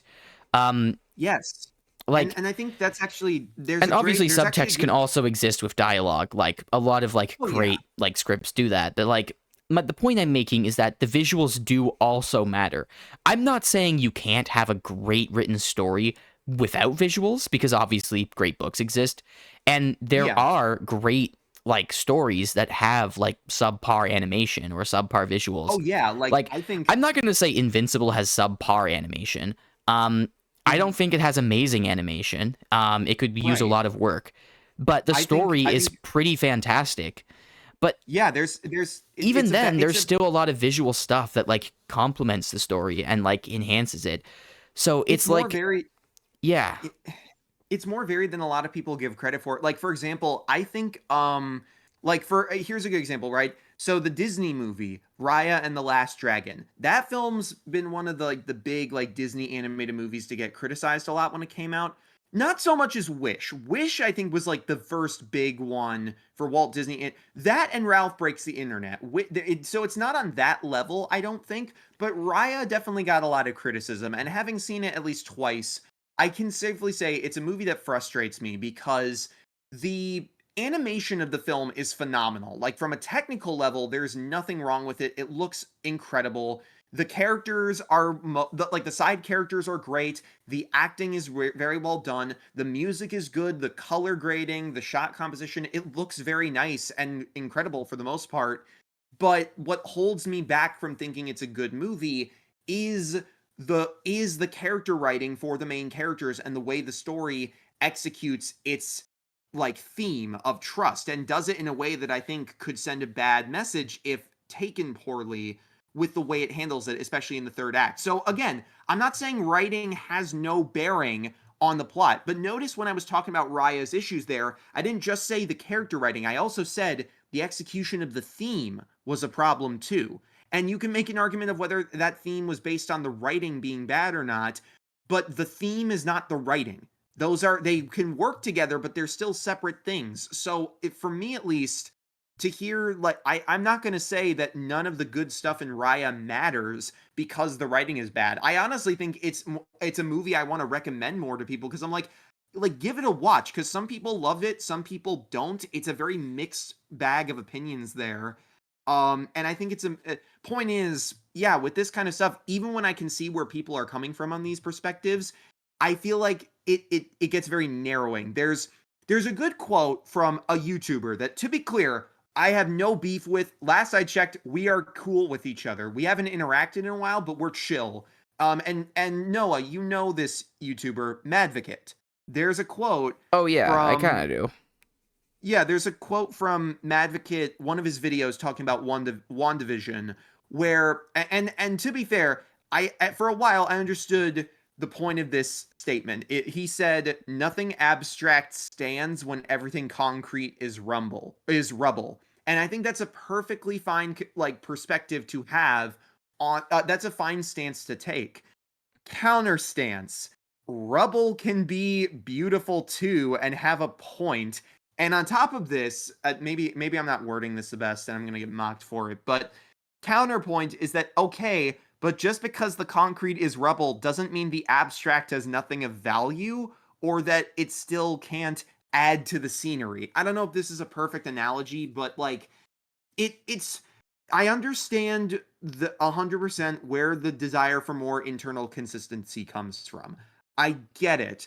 But sometimes it gets to a point where it's like, this isn't the only perspective you have to consider to find value in a piece of media, right? Like you can look at shit from other avenues and angles. And I think especially now with people like Critical Drinker who talk so much shit for years about how Hollywood is the end of the world. Republican people like Daily Wire do it better. That when he finally makes his movie, Rebel Ridge, or sorry, Proof of Concept, or no, not Rebel Ridge. Whoa, wait, that's something completely different. Fuck. What was his fucking? Rogue Sorry, Elements. I got Rogue Element. Okay, I got that completely confused with apparently a really good action movie on Netflix. But right, so Rogue Element, he goes and makes that, and surprise, surprise, people don't like it. And Yeah. look, I'm gonna be blunt. I'm not one of those cyberbullying. I don't endorse cyberbullying. But that said, critical drinker. I almost said crinker. critical critical drinker. I think deserves all the shit he is getting for that film because he spent years talking shit, yapping his ear off about how the studios are killing your favorite characters. They're character assassinating everybody. They're demasculating men and making women hollow feminism icons. And all of this is about this and that and girl power. And the woke left is ruining cinema. He bitched and moaned and all of this other stuff for years, probably almost 10 years of his life, about how Hollywood is killing everything and being critical toward the work of teams of hundreds of people that put in genuine passion and effort and talent into this shit, even if it didn't end up good. So I say, I don't care if you put effort into this or if you're lower budget. If you talk shit and make a bad product, take the hit. Prove you actually believe in listening to critical feedback and suck it up if you're going to be this much of a goddamn dick to people in the industry that, regardless of how corrupt or flawed it is, want to tell good stories and want to make fun things that people enjoy. Point is, all of this is me basically saying, I'm kind of thankful that Rogue Element exists because it not only shows more people that Critical Drinker is not all the hot shit he builds himself up to be with a lot of this stuff, but it also showcases that just because you know how to criticize something doesn't mean you know how to make the thing you're criticizing or do it better. And that's actually one of the reasons I like that FNAF video I mentioned, because in that video, Cheesine says he says something along the lines of, now look, I totally understand how this can be seen as callous or snobbish. I am one person looking at the work of an entire team of people and acting like I could do it better. I totally understand it, but let this be known, this does not come from a place of hate. I genuinely like this game, but it does not scare me, and I want to talk about why I think it doesn't. He worded it differently, but that's basically what he got across. And I'm glad that more perspectives like that are starting to pop up. And I'm finding more people where, even if they're critical of something, they're more open to different perspectives and they're acknowledging, like, at the end of the day, like, I can't always make something like this. It's not to say they're lazy or can't make something like this at the end of the day. It's just to say, look, I don't know what it was like working on this. I'm not trying to say I'm better at these people's jobs. I'm just voicing my thoughts on this. It's one of the reasons I love Nando V Movies, because he voices that with his rewrites, or at used to with his rewrites and his ideas, that he doesn't think he's better than anybody working on the films and has no hatred toward anyone. And it's one of the reasons as well that, like, for example, like, if I say I can't make a movie like Ultraman Rising at this point in my life, it's not because I think I could never do that or I could never do anything good, which, mind you, I think Ultraman Rising is one of the best animated films of the 2020s. Please go watch it, even if you've never seen Ultraman. It's so fucking peak.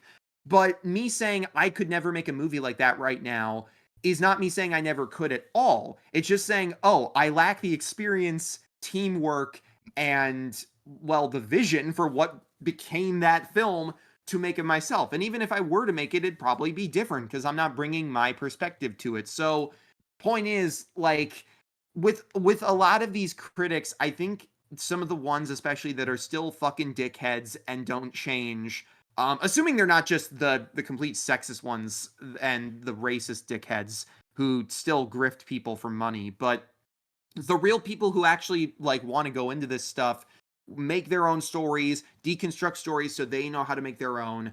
I think it is important to have that perspective of, okay, I am not the people who made the thing I dislike. So even if I were to try and do something quote unquote better, that doesn't mean I'm automatically going to, or I know what these people went through in full. I think it all just comes down to have a little more self awareness and like basic respect for people. And believe me, sometimes there are some people that don't deserve to be respected in the industry 100%, but that's not the majority. It's individualistic. It depends. So, yeah, not to derail from any point you were trying to make, but I think that's a big part of it with a lot I of this do stuff have is one problem with what you just said, and that is you stated that the critical drinker is good at criticism. I think that's being a oh bit shit, too did I? charitable. I think he's good at Oh, lying. That's oh more yeah, like what I would say. I should have if I said that I should have specified. Either I was trying to say like he built himself up like he was hot shit, or I think Yeah, no, I I get think what when I you were said saying. I was trying to do a bit there. I was trying to be funny. yeah, I kind of screwed up my way of delivering it. I was trying to say I hope these people that think they're better than the filmmakers they criticize at what they do learn some fucking humility. That was kind of the main point, but I might have said it wrong and Right, made it sound right. like, That's oh, a big thing. And like some of the people who make these like claims about like Marvel movies being slop, like I'm they haven't made anything. Like and not to be super annoying about this because I'm not saying you have to make something to criticize something else. I'm just saying right. like these are just like Twitter accounts that like farm engagement and like other like prominent people on social media who just like are constantly negative about things. And I'm sitting here like okay, like it's fine to criticize these things. It's fine to think this way about them, but you have to at least acknowledge that this was like work that people did. And like no, I'm not saying that you have to like something or think it's good because people put effort into it. Of course you Yeah. don't.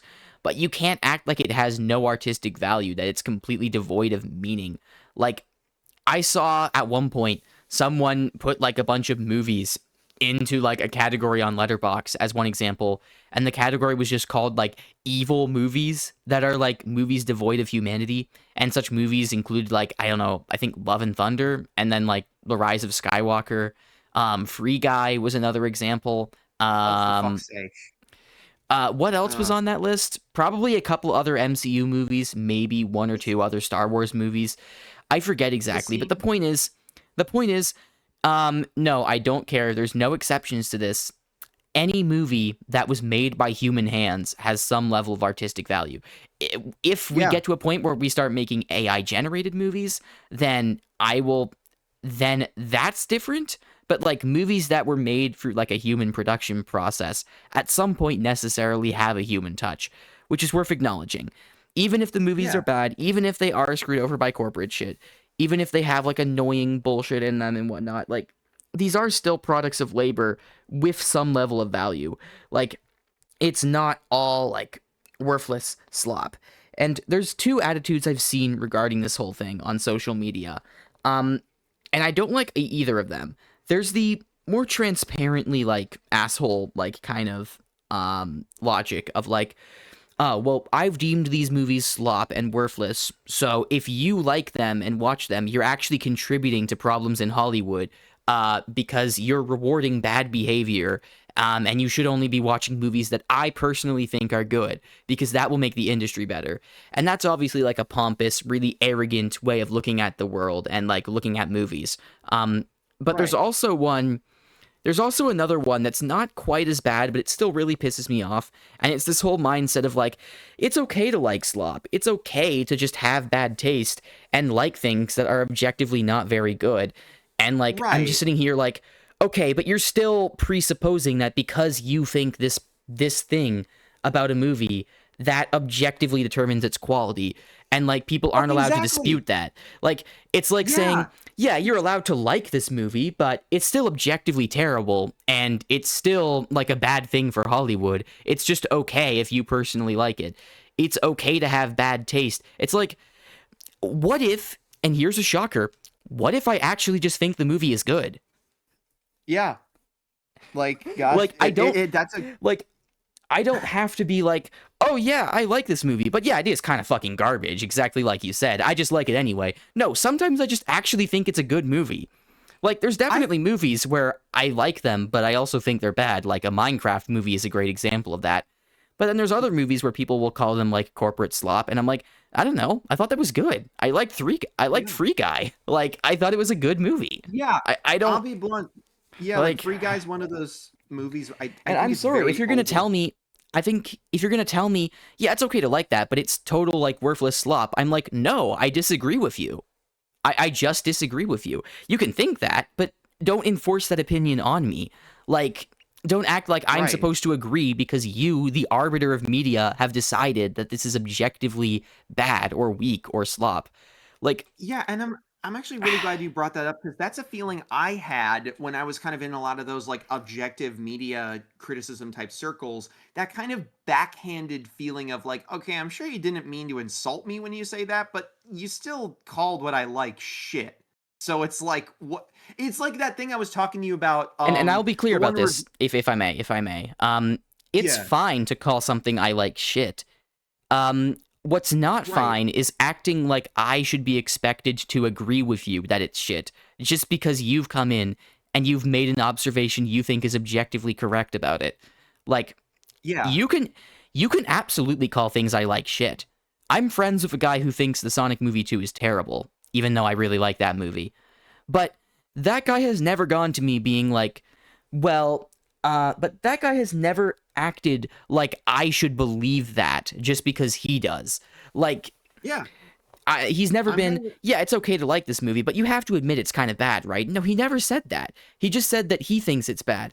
So that's the difference. Like, it's simply a matter of, like, don't tread on, like, my opinions and I won't tread on yours. You're allowed to convince me of something. That's perfectly fine. But don't act like I'm expected to agree with you because you made the genius observation. You know? exactly. I got that backhanded feeling all the time, I think, in insight with a lot of that kind of stuff. Because I remember I was telling you about, I already told you about this, but like, I kind of want to mention this. Yeah, since we're talking about this in a podcast type setting. So there was a reviewer I used to watch, and I'm still subbed to the guy. I just don't I watch think his it's best videos. we don't name names here, but yeah. Oh yeah, I won't name names. I won't start any drama. But there was basically a reviewer who made a long review criticizing a season of Power Rangers that I really liked. And throughout that video, they basically like said they were clearly making it clear. They were God, that was redundant. They were making it That's very okay. clear they hated the show. They did not like it. They thought it was bad. They ended their review by giving it a 2 out of 10. They said they thought it sucked. And it was already a little and it was a little weird. I felt like so and by the end of that I was like, okay, he's like, sorry people who like it, but I just can't personally rate it any higher. I give it a 2 out of 10. That's all right, fine, whatever. That's a fine take to have. But then at the end of the review series, he had this bit where he considered doing like a Rage Against the Machine destroy the DVD copy he has of the show like skit. It's something a lot of, reviewers used to do with skits where they'd like destroy the video game disc of the media they hate. Um and he was like, I was going to do that joke, but honestly, I feel like it'd be wasted on something I personally just dislike. I'm going to save it for something that truly deserves my hatred. And I was like, wait a fucking minute. So you spent this 8-part multi-hour series convincing me that this show that everybody considers the best of this era is a 2 out of 10 with what you consider objective reasoning, but it's just something you personally dislike? Like, what? I don't. That's what? That's the thing about some people like this. And not to say anything specifically about this guy, but it is a common vibe I feel in like sort of this space where it's like they'll like kind of intrude on other people's opinions and expect you to just acknowledge that they're right. And then when you call them out for that behavior, they then act like their personal opinion is being attacked, even though that's not really what's going on. I've noticed it a couple Yeah, times with like reviewers of this ilk, and again, I'm not going to name any names, but like, and also just like Twitter users who talk about like media and CBMs and stuff like that. It's like this whole right. thing of like, here's my opinion, let me just enforce it on everyone. And then when you tell me that you don't want to just accept that I'm right offhand, even though I obviously am, then you're actually disrespecting my opinion, which makes you a hypocrite. And I'm like, no, what are you talking about? Like, it's such a bizarre thing. And I guess not to belabor this point too much. I'm just, I'm just really tired of this whole thing where like people act like they can just decide what is cinema, what has value. Like, I mean, look, I'm not here to like sing the praises of every Marvel movie and act like it's peak cinema. I don't think I stand by this. I don't think that the MCU has a single movie I would consider a masterpiece. So I'm not saying that like MCU movies are peak fiction or anything. I'm just saying it's fucking annoying. Like a masterpiece to me is something like Everything Everywhere All at Once, which still remains my favorite movie to this day, where it's just like Mhm. everything comes together in such a perfect manner that it's almost like explosive and transcendental. I don't think any Marvel movie is like that so far. But all I'm saying is to act like these movies are just some fundamentally anti-art product with no value, with no creative input, even though tons of people who are passionate work on these things, especially with stuff like Thunderbolts, where you can kind of tell the passion is there, and like the crew is very like open about how passionate they are. That's a thing in all the movies. I hate to break it to you, even the ones that you hate, like they all have that kind of aspect of like people enjoying working on them. Yeah, like certainly there's some elements where it's like, people are like required by their job to do things they don't like, but like generally speaking, in Hollywood, it really comes down to like a case by case basis where like some people like there's always going to be people on a team who like enjoy the work they're doing. And it just seems unfair to me that like we have this whole categorization where we can just decide none of that matters because we've categorized these movies as slop, as not being truly meaningful. And Right. I'm sorry, but we just can't treat art like that. We can't just decide entire categories of things don't matter because of some criteria I came up with. Because whenever we start doing that with art, it just becomes like it just gets to the point of like I don't know, like I don't want to be hyperbolic and alarmist about this stuff, but like in fascist regimes, like there's this whole thing about how like art is considered some high elevated thing, and anything that like doesn't meet its moral standards or quality standards is then cast out as not being real art. And I'm not saying this is the same thing. I'm not saying that what I'm talking about is anywhere near as extreme as that. I'm just saying I don't like the mindset and the precedent of just, oh, let's decide things that we don't like and things It that like have corporate meddling in them are just not art. And here's it another actually thing that, reminds sorry, it yeah, no, it go actually ahead. I was just gonna say it actually reminds me of something related actually to just art history. You know about like the whole thing of how there was a period where like some art was in like the early 20th century, how some art was like considered kitsch, like that kind of labeling distinction for stuff. I don't really know what that word specifically means. Do you mean like lowbrow, Okay, highbrow? it's basically it. I'm trying to remember all. I don't have my school notes on me immediately, so I apologize for using Wikipedia. But yeah, kitsch is a term applied to art, and I'm just quoting here. I'm not plagiarizing. Kitsch Yeah, is a don't let term H applied. bomber guy know. Yeah.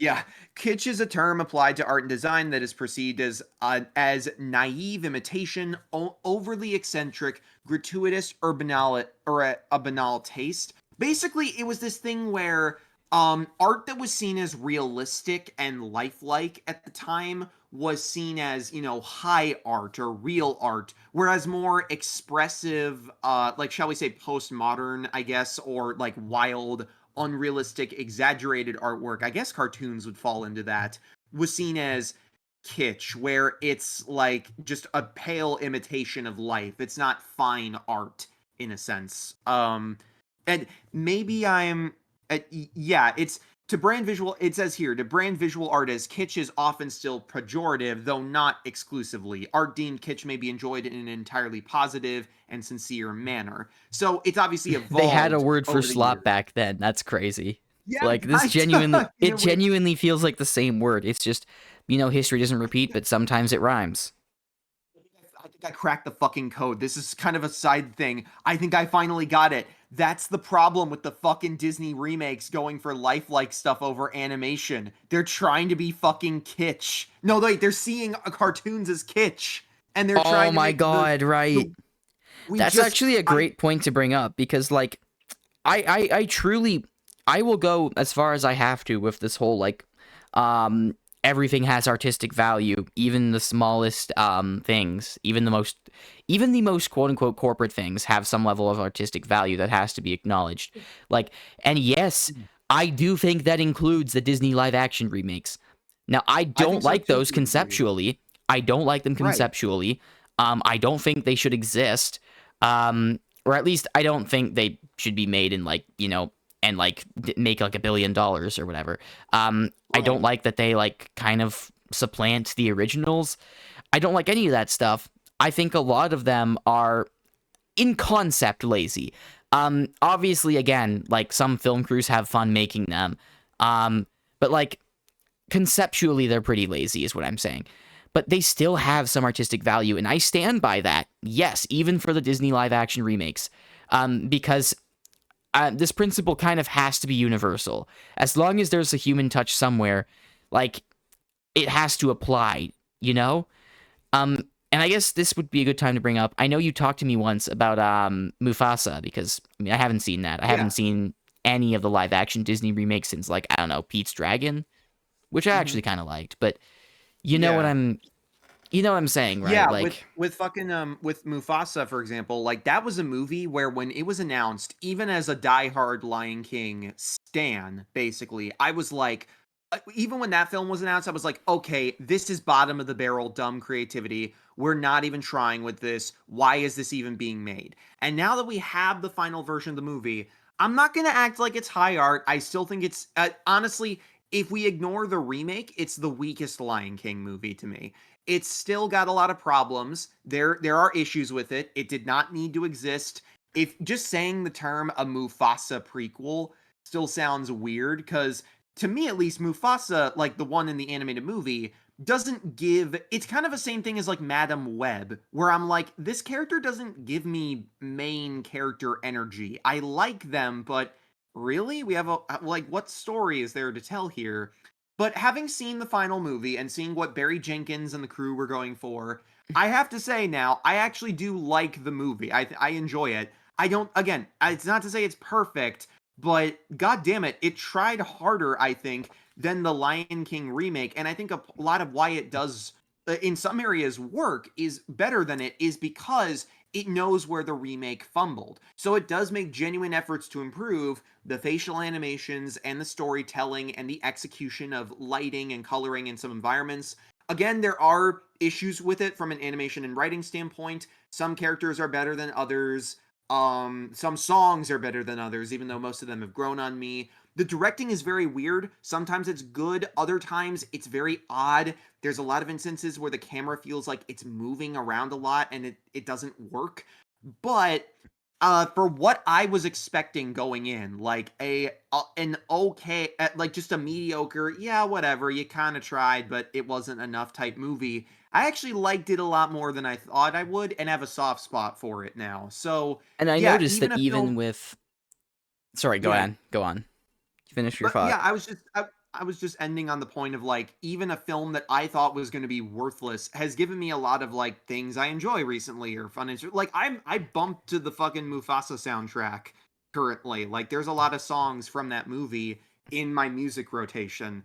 I say like I'm on Spotify, even though I'm really not. But yeah, even a film I thought was going to be like bottom of the bin creativity, completely worthless, gave me something as a Lion King fan that I was like, oh, I actually quite liked what they went with here. So yeah, I think it helps cement your point about how even shit like this can be beneficial and helpful, or like, or rather It's at inspire least you or and interesting. Like it's yeah. like even And I'll with the also stuff you said that was bad about it, like the directing, it's like that's kind of an interesting thing. Like why is it like that? And like we should think yeah. about why it's like that instead of just like dismissing it wholesale. That's the part that I think pisses me off the most. It's just the dismissal, right? Because like if we don't learn from missteps in art, because like as I said, I'm not I'm not here to defend the MCU's honor at every turn. I am here Yeah. No. criticizing most of it. We spent like the whole I think almost first hour of this talking about why we think people don't Yeah. like it and the problems with how it's set up right now. Um I love the so MCU. I'll of take pot fucking shots at it. course. So of fucking course we're critical of it. It's just we don't want the whole thing dismissed because there are problems with it and there is like lazy corporate shit going on. It's just Right. it's still fundamentally an artistic venture at its core, even if it's so muddied. Like I mean, For sure. maybe not at its core. It's just along the process there is artistic input and there's stuff to be gained from it and there's stuff to be learned from it. And Yeah. now, And I'm this gonna. kind of Sorry, no, go. sorry. You go. You go. Yeah, and that was actually, I will say, I don't know how long we were planning on continuing this, but I think this actually I would actually like to kind of, if I could, like go into like the final main thing I wanted to discuss. This doesn't have to be the end of the talking. This is the Go last big ahead. thing Yeah. where I'm like, No. oh, this is the other thing I hate, kind of going back to sort of like the whole putting James Gunn on a pedestal thing. Listen, I say this as someone who loves James Gunn. He has his superhero work has literally defined like who I want to be as a person. I love his stories. The Guardians of the Galaxy got me into the MCU. That trilogy is my favorite superhero trilogy, right next to, I mean, Spider-Verse is probably going to come out and blow my mind with the third one, but like the Guardians is up there, at least. Like that's my favorite live action superhero trilogy. Volume 2 is one of my favorite MCU films. Volume 3 is my favorite MCU film. I love his work on the Suicide Squad. I adore Peacemaker. I'm so fucking excited for Superman. I really liked Creature Commandos, and I'm so happy he's in charge of the DC like franchises. That's a property that meant more to my life before Marvel did. I was a DC kid really before I was a Marvel kid.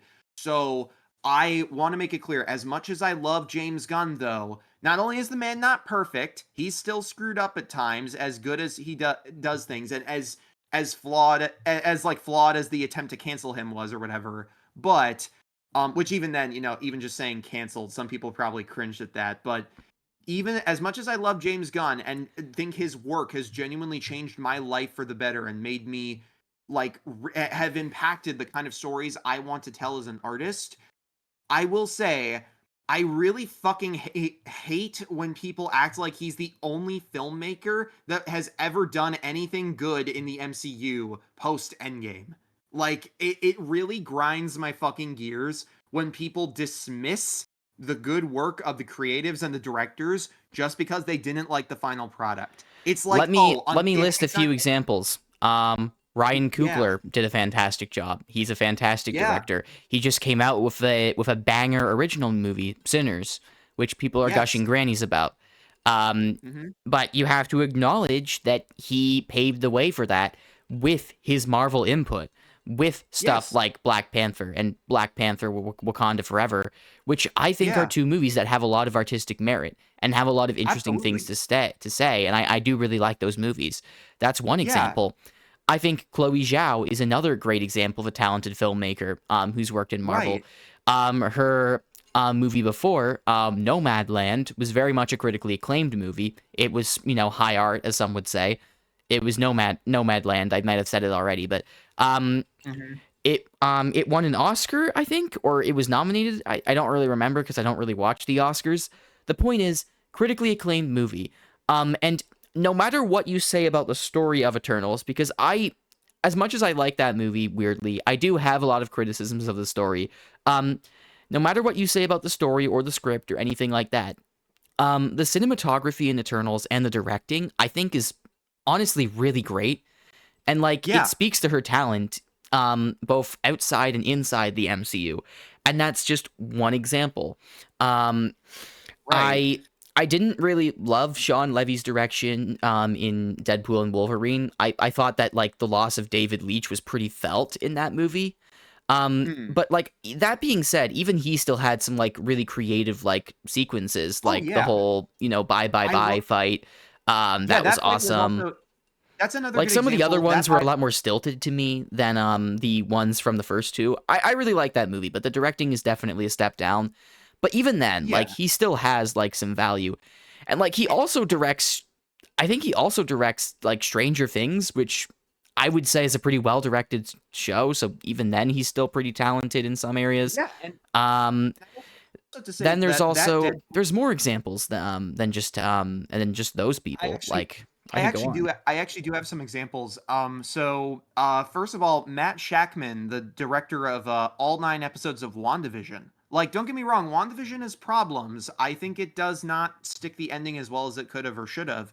But that show, most people agreed, like looking back, like it had a lot of great visual flair and did things that felt distinct and fun. And even when it went back to the typical MCU style of presenting things, it wasn't bad. It just wasn't as entertaining to a lot of people as the sitcom worlds that messed around with different aspect ratios and colors and sets and ways of directing scenes. Yeah, I mean, So, I liked the outside typical MCU stuff. But I definitely liked like the inside like sitcom aspect of it more. And I thought like, yeah, I mean, yeah. once it kind of wrapped back around to being like a sort of a typical MCU thing, I was like, that's when like the show got a little bit like, I don't know, worse to me. I guess weaker is a better way of putting it. It was still a Yeah. fun watch the whole way through. And I mean, I know I mentioned earlier that I didn't really love the first season of Loki, but even that had a lot of like interesting directorial things Yeah. going on. And like there was a lot of creative shit even in that first season. I'm sure it's even greater in the second season, but that's like Yeah, the another second season example of like the a lot of like effort was put into some areas of the production and like a lot of like creative input. Even just if yeah, you take and the composer, Natalie Holt did a fantastic job with the Loki soundtrack.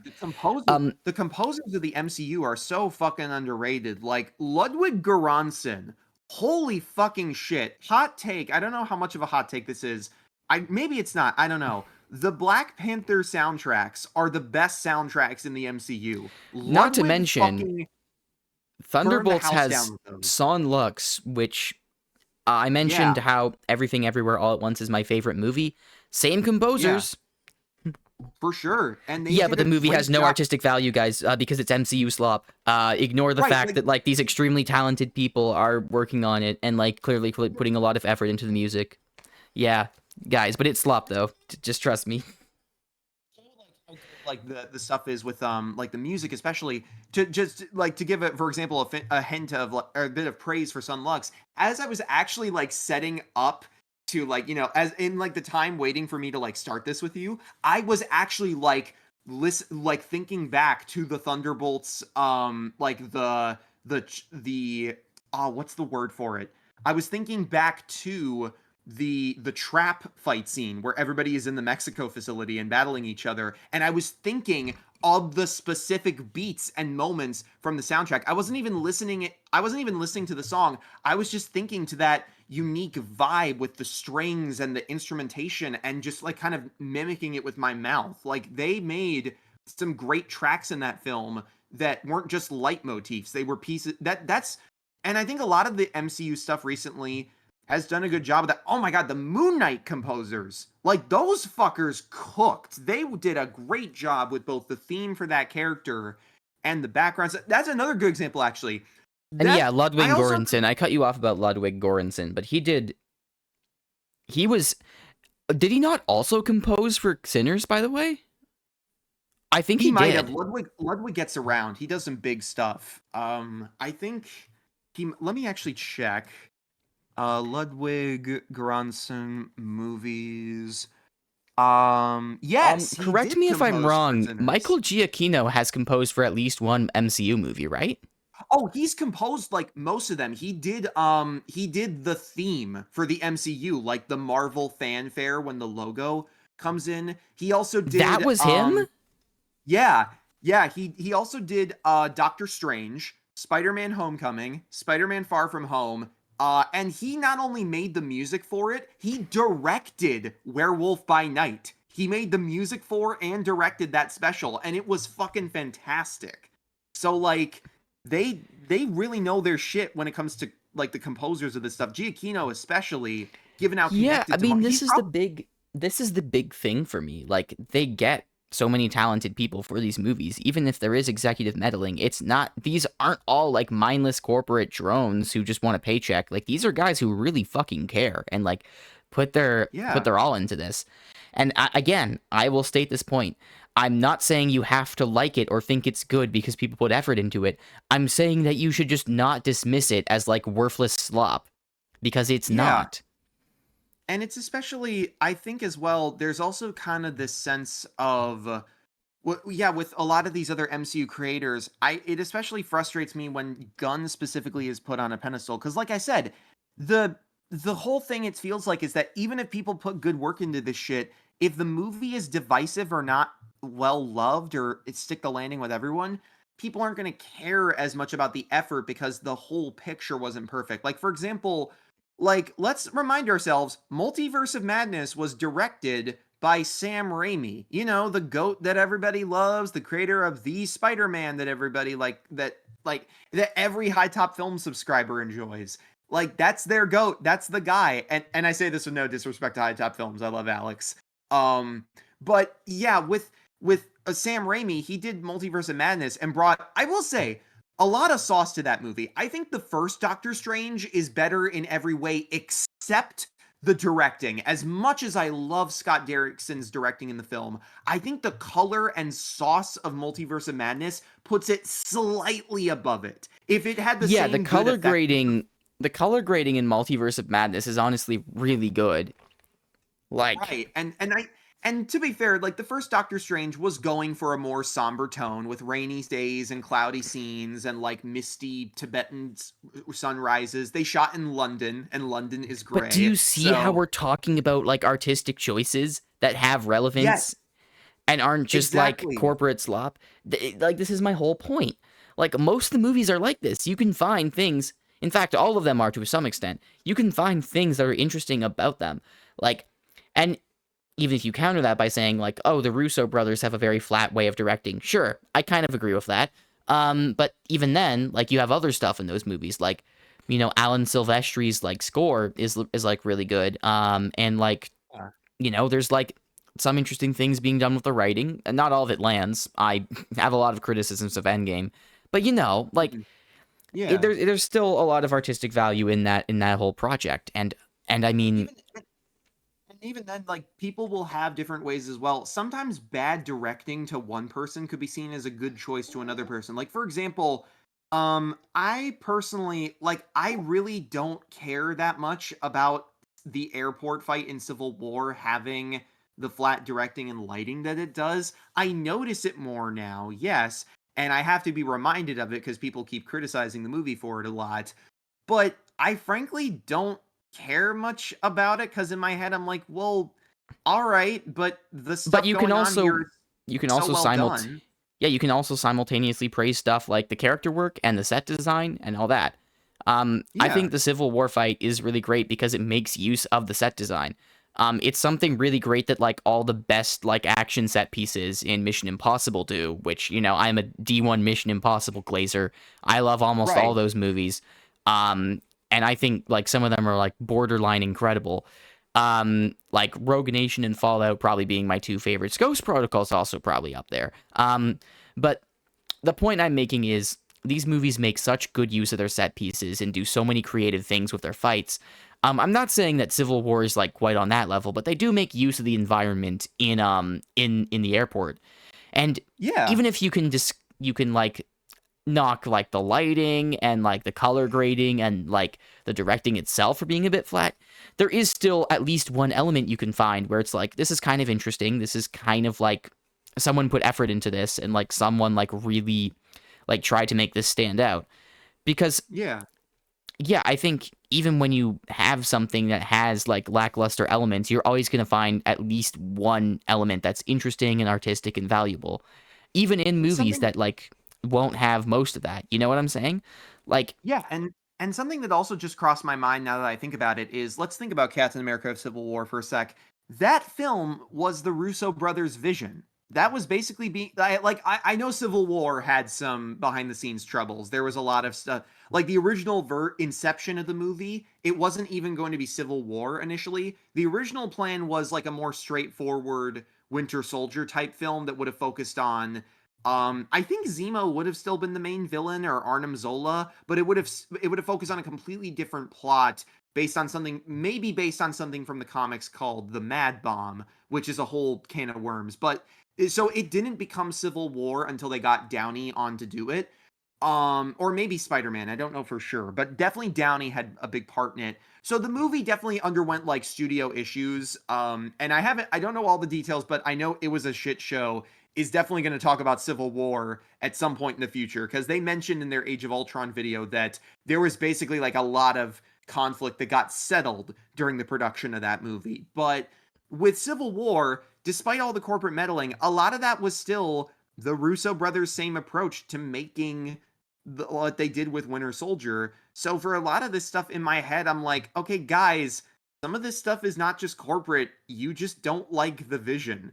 You just don't like the execution of this person's perspective. It's not always just, oh, the studio corporatized it, that's why it's this and that. Sometimes it is just, maybe you just don't like this person's directing.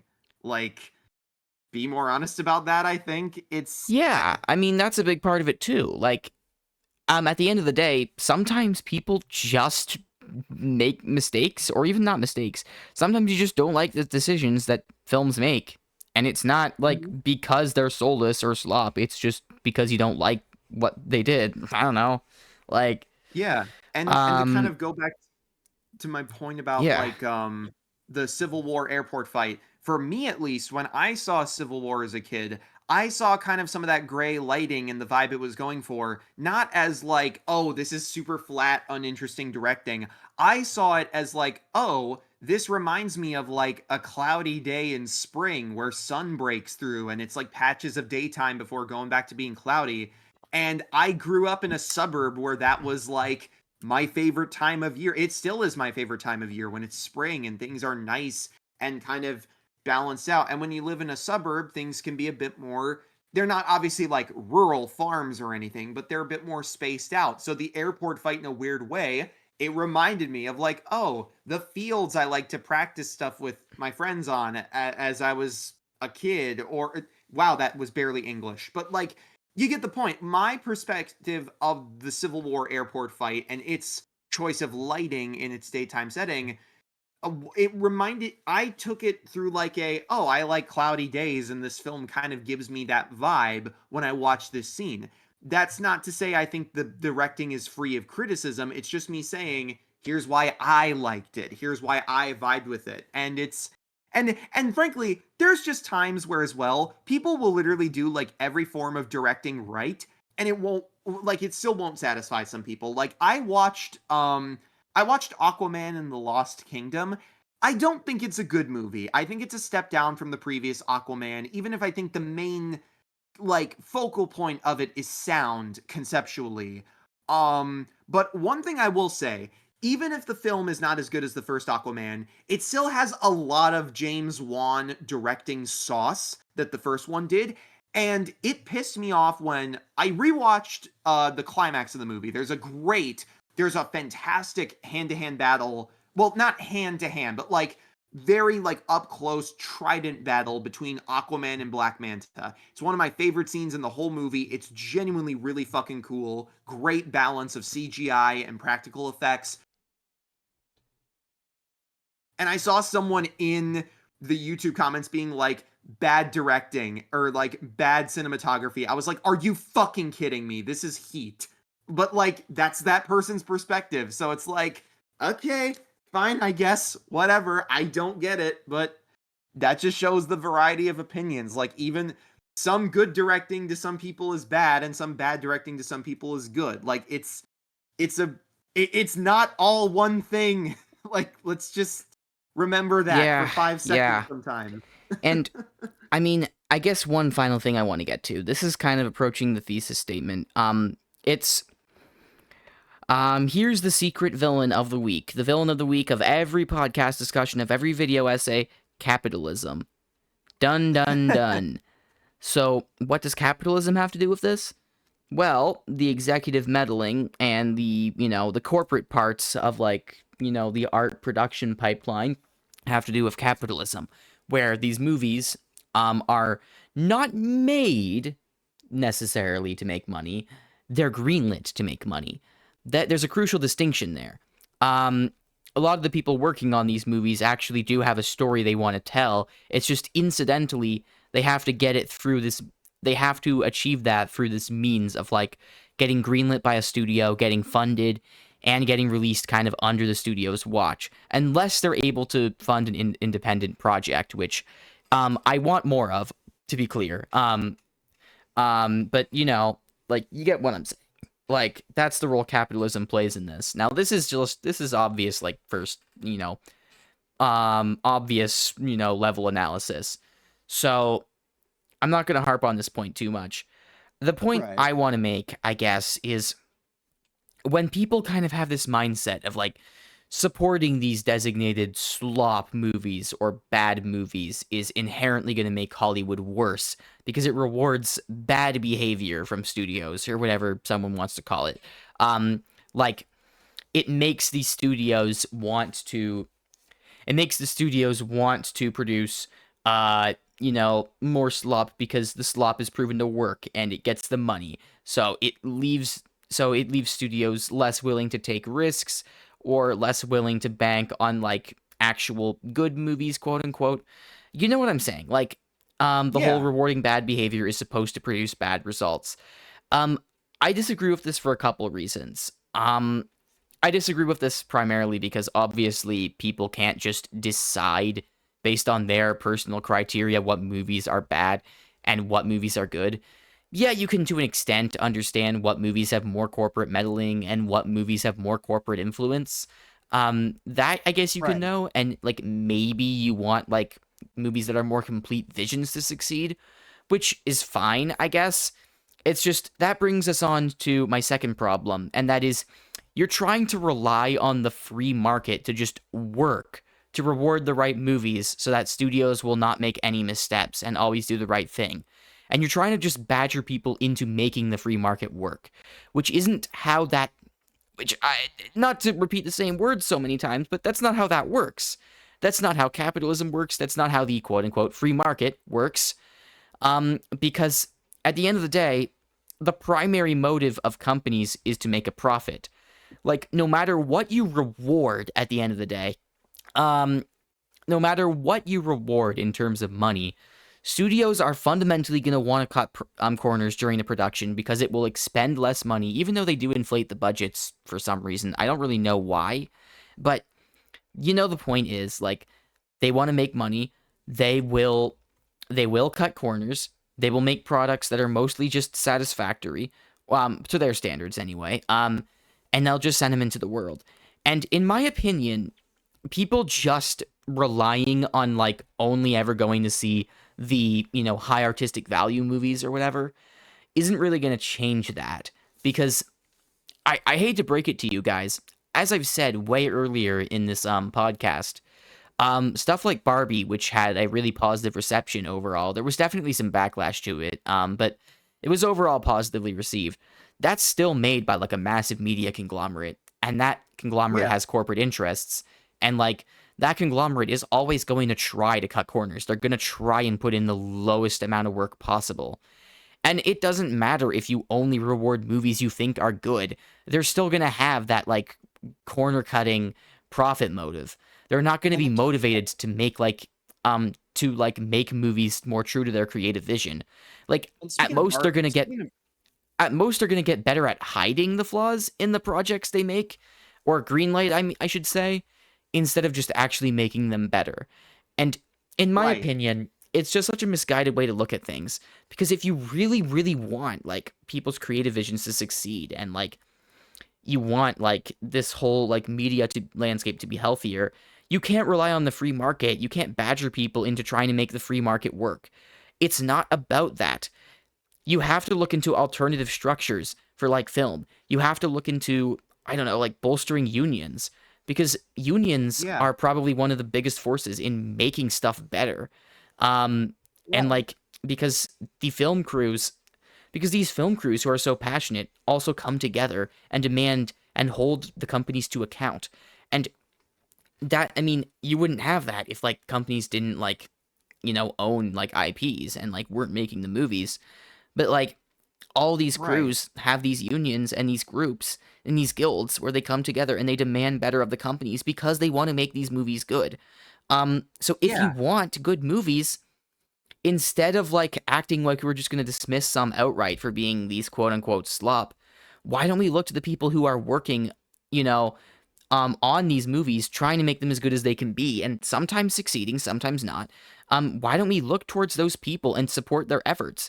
Like, we don't lose anything from having, better processes for which movies are made, better means of making the movies like properly like cared for, and like, and have them Yeah. like be creatively like, I don't know, fulfilled and like whatever. Like, To go back we to we what you lose said nothing about from that. We And it doesn't make sense to exclude stuff like Marvel movies from this, because if we have like a better union landscape, a healthier film industry, like whether a movie is under the Marvel umbrella or not, it's generally going to be it's going to be better. Like obviously there's still Yeah. going to be bad movies because people make mistakes, but like the production process is going to be a lot smoother, or not smoother, I should say. It's going to be better. It's going to be more like constructive.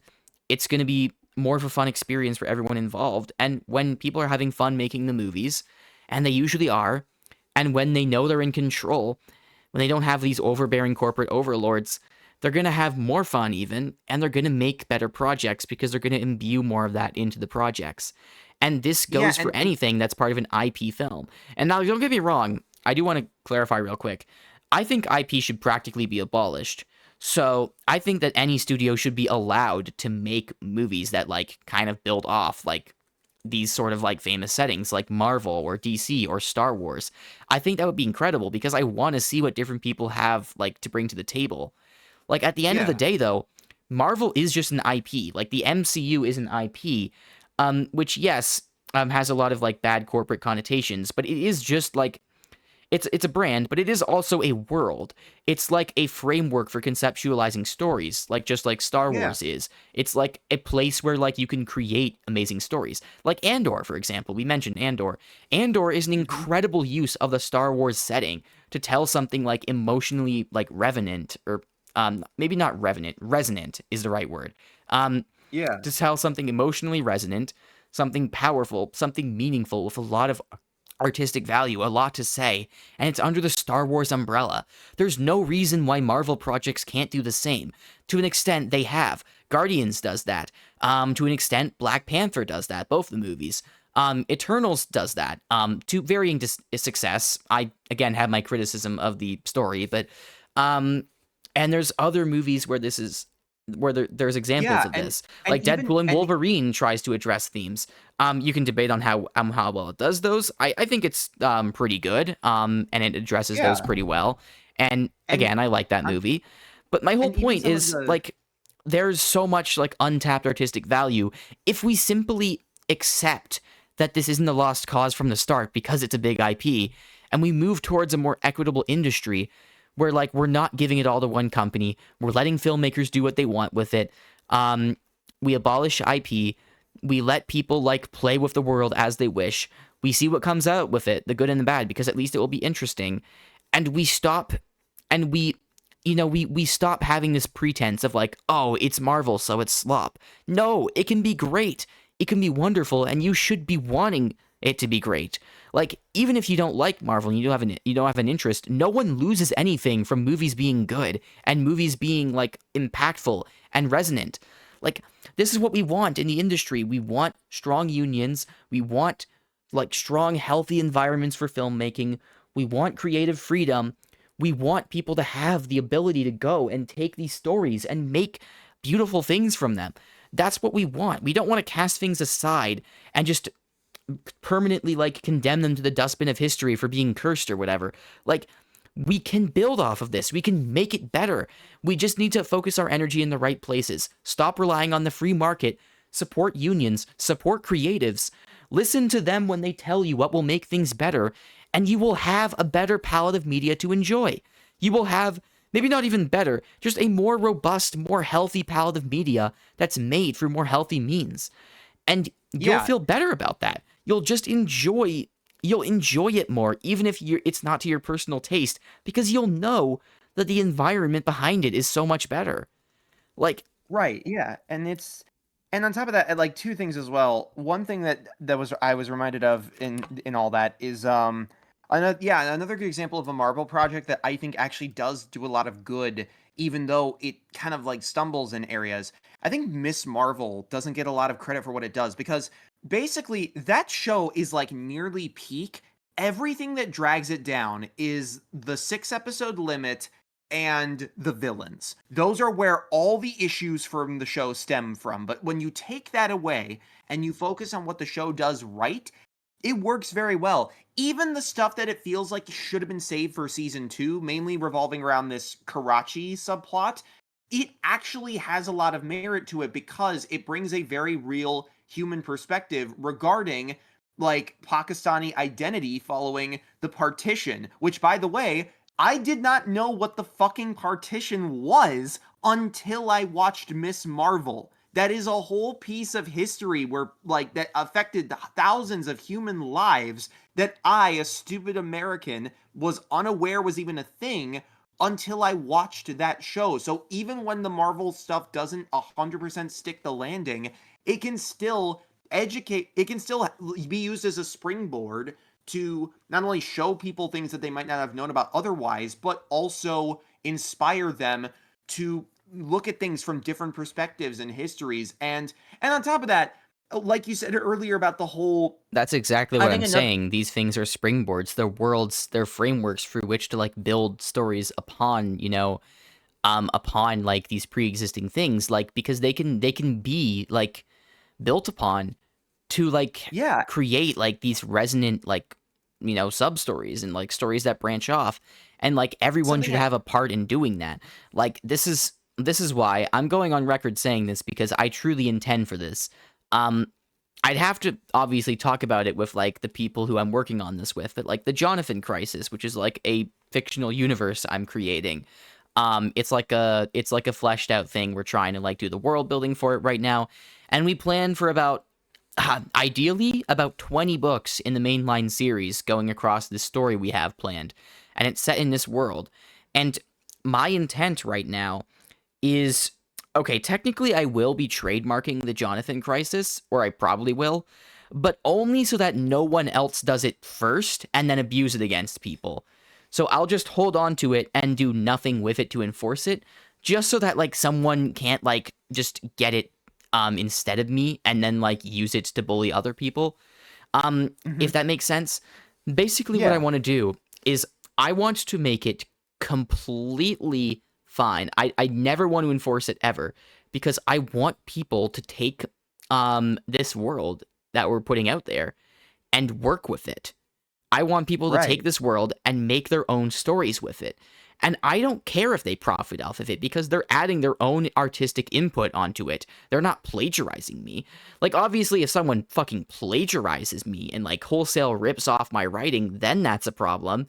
But if you just take the basic concept of the world and, like, take some of the characters and, like, do your own spin and do your, like, and, like, put your own vision on it, I think that adds to the world more than anything, and I want that to exist.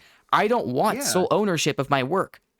Like, And on top in of my that, like, opinion, like, I know that some writers have this idea of like, it's my world to write, it's not yours to play with. Like, for example, I'm reading Wheel of Time. Robert Jordan reportedly did not like fan fiction because he thought that like the reader's job was to read. Like he'd already done the writing, and he didn't think that they were entitled to Huh. like come up with their own stories. No Wow. disrespect to him. I think that's a pretty bad mindset, though, personally. And it's To the quote, to complete quote, opposite of okay, my mindset.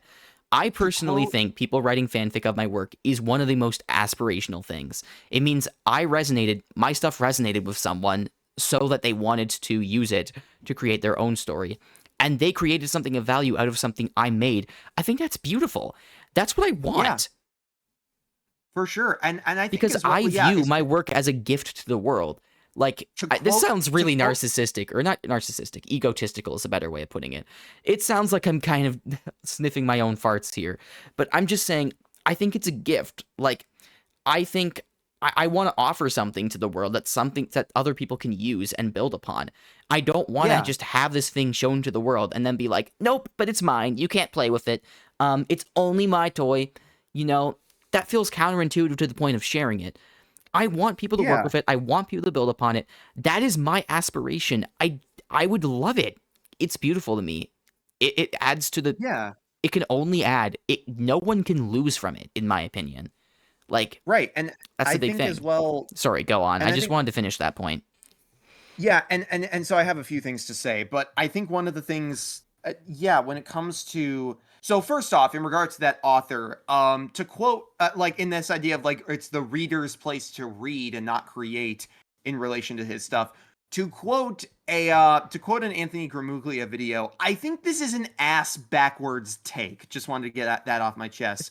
Yeah, But I don't like the take at all. I respect his rights to have that take. I just don't agree with it. yeah, but back to the other thing I also wanted to say. You brought up earlier how yeah, the whole point of this is that calling things slop over and over again and calling things peak and relying on that free market isn't always going to get us anywhere. And I actually think there's a perfect way to showcase how even if we support things that are broadly considered good, that's not always a recipe for success because if you recall when the Barbie movie did very well, what was Mattel's response to the success of that film? Was it, oh, we need to let more creative people into our studio to approach our IPs or work with others, or oh, we should elevate more creative voices in female demographics, or oh, we should do this and that?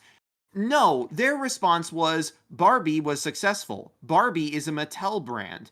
Let's announce Mattel movies based on Mattel toy products. And it's like, no, This is a great that's point that I didn't think to bring up. And you're really touching that's on something important here. Even yeah, if we reward these good movies, um, even if we reward these great movies, that happen to be made by like certain brands or like certain big companies, even if we reward them, those ticket sales, those massive profits, uh, those companies are not going to take the correct lessons from them because they always have this do the least profit motive where they want to cut corners. They're always going to look at the easiest possible way to replicate the success of even their best movies. They're never going to come away with the take that, oh, well, maybe we should just make more great movies then. No, they're going to look for the most superficial aspects of what made those movies great, and they're going to try to replicate those because that's the easiest thing to do. It's the lowest common denominator, and that's what makes them their money. So right. you are exactly right. Like, even if we use this free market strategy that's deeply flawed to try and like reward good behavior, they're gonna get they're gonna get the wrong idea. It's like I think this was from Star Trek. I've never really tapped into Star Trek, but I have heard this be said. I think I saw a Reddit post that was like examples of characters taking the wrong lessons from moral parables. And one example someone brought up was a character from Star Trek hearing the boy who cried wolf tale. You know, the one about how like the boy keeps Yeah, lying about wolves, and then when they actually come, like no one believes no him. one listens. The point of that story is obviously don't lie. But the point that this character gets from the story is actually never tell the same lie twice. Huh. And that's Interesting. like, that's technically a valid interpretation. That's technically advice you can glean from that. That's not necessarily an incorrect reading.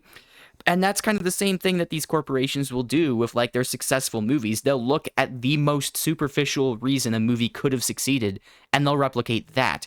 Because Yeah. they fundamentally don't want to go towards like putting more effort into their stuff, or like I guess they don't want to allow like the creatives to cook as much on their stuff. Like Right. they just want the easiest possible solution to everything. And the fact, and no matter how many great movies you quote unquote reward, it's not going to change that output because it's fundamental to how capitalism works. Like the only way you change that is by fighting the structure itself, which is what unions do, or by like outright reforming it or like replacing it with something else. But that's like such a bigger conversation, and I don't really see that happening in the near future.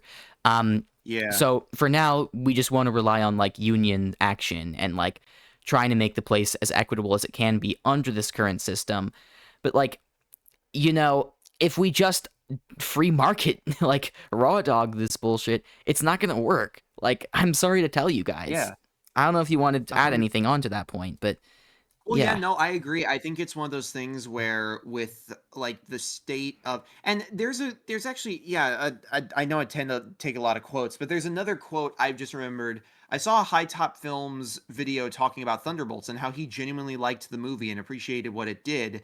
And he had a great point about how people are going to see this film and cry and saying that Marvel is back. Marvel was never gone, baby. They're still here. They're just like a bit inconsistent. And I agree with that point. Marvel isn't back. It never left. We just think it didn't because we don't like some of their movies or because this or that. And some people might have the interpretation that yeah, they didn't leave because they were always shit. And I don't agree with that interpretation, but all right, fine, whatever. With this kind of stuff, even if we reward good behavior from corporations, they're probably going to find some way to get the wrong message out of it. Like even like we've proven how manipulatable corporations can be in these circumstances and like how they don't understand some stuff with fucking Morbius, cuz that movie That's became a so fucking goddamn funny. that became a goddamn meme, and corporations thought, "Oh, it's so popular ironically that people are going to go see it." So Sony re-released it only for I think the re-release to make less money than the initial release, which is hilarious if I'm remembering that correctly. And then to top it all off, the creme de la creme of all the fucking movies that could have gotten that meme crowd, it was Minions 2 Rise of Gru a few weeks or months later with the fucking Gentle Minions meme on TikTok of dudes in suits showing up to watch the movie. And what's funny is not only was having seen both, I'm going to say this, not only was Rise of Gru the better movie, but even though that Gentle Minions trend ended kind of poorly, given that some people were using it as an excuse to act like dicks, kind of almost like in a weird way, like a prequel, not exactly the same, but like a prequel to the chicken jockey shit. Yeah. It's though no theaters were destroyed to my knowledge. But it's interesting, I think. It showcases that even when studios think they have something, they will like get shit wrong. A lot of these kinds of successes happen when it's the people that decide stuff. Like Barbenheimer and the success of Rise of Gru through memes and all this and that. That was through people outside the corporation coming up with it and attaching themselves to stuff. And don't get me wrong, I think when certain people within corporations lean into the bit, it can be fun. Like, I love that Thunderbolts put out a trailer called Absolute Cinema in all caps, where the editing was like an A24 trailer and they just highlighted the indie shit that the creators worked on. I thought that was great. And I want to see that kind of fun expression with this stuff. It's one of the reasons I love shows like Phineas and Ferb, where they're just so allowed to be themselves and be great. Which, by the way, I am not done with it yet, but I've seen the first 4 episodes of the new season. It's fucking amazing. It's not just reheated leftovers. It's genuinely great, classic Phineas and Ferb stuff. But yeah, and that's another good example of how this ties into this stuff. Because when you hear that like Phineas and Ferb is getting a new thing after it already ended, there is a question of, do we need this? And I agree to some sense, but if it's done well, who gives a shit at the end of the day? It's a good, even if it's not the most original thing ever, it's still good. We can still get good stuff out of like recycling ideas. That's kind of the point of recycling, is to make something new and interesting or good out of it, even if it's still the same thing.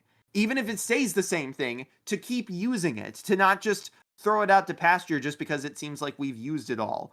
So Yeah, I don't yeah. know. I might have gotten a little off track, but I do agree that, yeah, if people keep trying to play ball with the studios in that sense of like, okay, even if I'm going to be blunt, even if we only supported like highbrow indie films, we would still not be in the best spot, because then that's all anybody would want to make from a corporate level, and fun blockbuster films that work on their own, regardless of if they're the best thing ever, would disappear as well. And in addition to that, I'm just thinking of this now.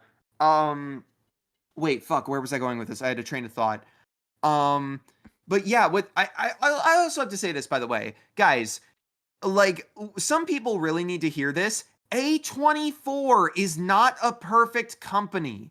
Like, because a lot of people, when they think indie and like highbrow cinema, they just kind of default to A24, I think, because that's the most mainstream company that makes that kind of stuff.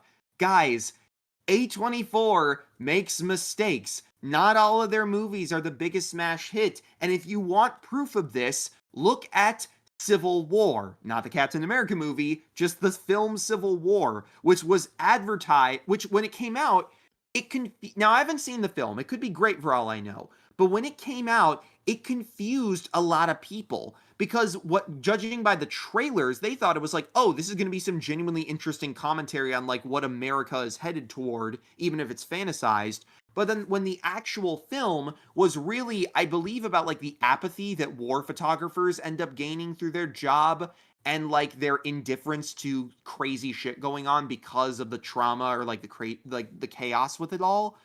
And it didn't really do a good job of explaining its politics or how it got to the point that it did. To a lot of people, that was confusing and weird, because it's like, wait, this is the movie we're getting? And oh, by the way, the film used generative AI in some of its posters. So Yeah. yeah, like, let's not act. Not good. I don't love this idea that, like, I'm telling you now, I say this as an independent animator. Indie is not some magic word that makes everything good. You still have to put in like effort and take care of things well, and not every single indie thing is going to find perfect success. And I know this because I just saw this recently. There was a cartoon, an animated pilot, that I saw being advertised, that had a GoFundMe or a Kickstarter, and a lot of people thought, okay, this looks good or cute. I saw an animated podcast thing advertising it, and the creator talking about what they hope to do with it. And I figured, oh, cool, with the success of stuff like not only, Glitch Productions, but certain other GoFundMes for animated stuff reaching their completion. Like this one creator I follow, who's creating this movie called The Ebony Witch, which looks really fun. Um, this project I'm thinking of, I can't remember the name of it. It was some kind of like cosmic cartoon with like a star, like a space setting, but it did not get funded, despite technically doing everything right for advertising an indie project. So indie is not some magic word that makes all these problems disappear.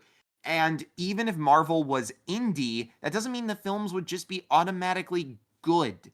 Like, and again, I'm not saying, like I said earlier, I don't think writing is the only thing people should judge something for. But even if everything was done technically well, if the writing is still not the best, like even if Thor the Dark World was shot like an A24 film with its mid script, it would still not be the best thing ever made. Like, it would still probably be ranked as one of the lower MCU films, even if it did everything right directorially, because its story was so half baked due to production troubles. And, like, I don't love this idea that just because something is indie doesn't automatically does like it automatically makes this thing better than what teams of people under these studios put out, even though in actuality the true things can be true at the same time. And some of our favorite movies are made by these fucking studios. Like, one of the most influential movies in my life is Kung Fu Panda. That first film is one of the defining movies of my entire existence. I hold that film in a very high regard to what it taught me as a kid, what it means to me as a kid and an adult, and what it means for like animation and for DreamWorks history. But it was made by DreamWorks, a studio that I think was basically, from everything I've heard, it was partially founded out of spite by one of it, or at least co-founded out of spite against Disney, because one of the people behind DreamWorks, Jeffrey Katzenberg, worked at Disney, and when he was in charge of the animation scene, he was not a perfect boss. He led to successes like Beauty and the Beast and Aladdin and Little Mermaid and started the Disney Renaissance, but he didn't spend a ton of time in the studio every week, and he bred like this environment of you either rise to the challenge we give you or you're out of the studio and out of a job. And on top of that, after like an important CEO at Disney died, he like wanted credit, like he became obsessed with like full credit for certain projects and stuff, and kind of wanted to become like the new figurehead for Disney. And that led to Michael Eisner letting him go after Lion King because he was just kind of being selfish. And but that inadvertently led him to make DreamWorks with Spielberg and Geffen. I don't remember the guy's first name, but it was a guy with a last name named Geffen, which is where DreamWorks SKG comes from. It's Spielberg, Katzenberg, and Geffen.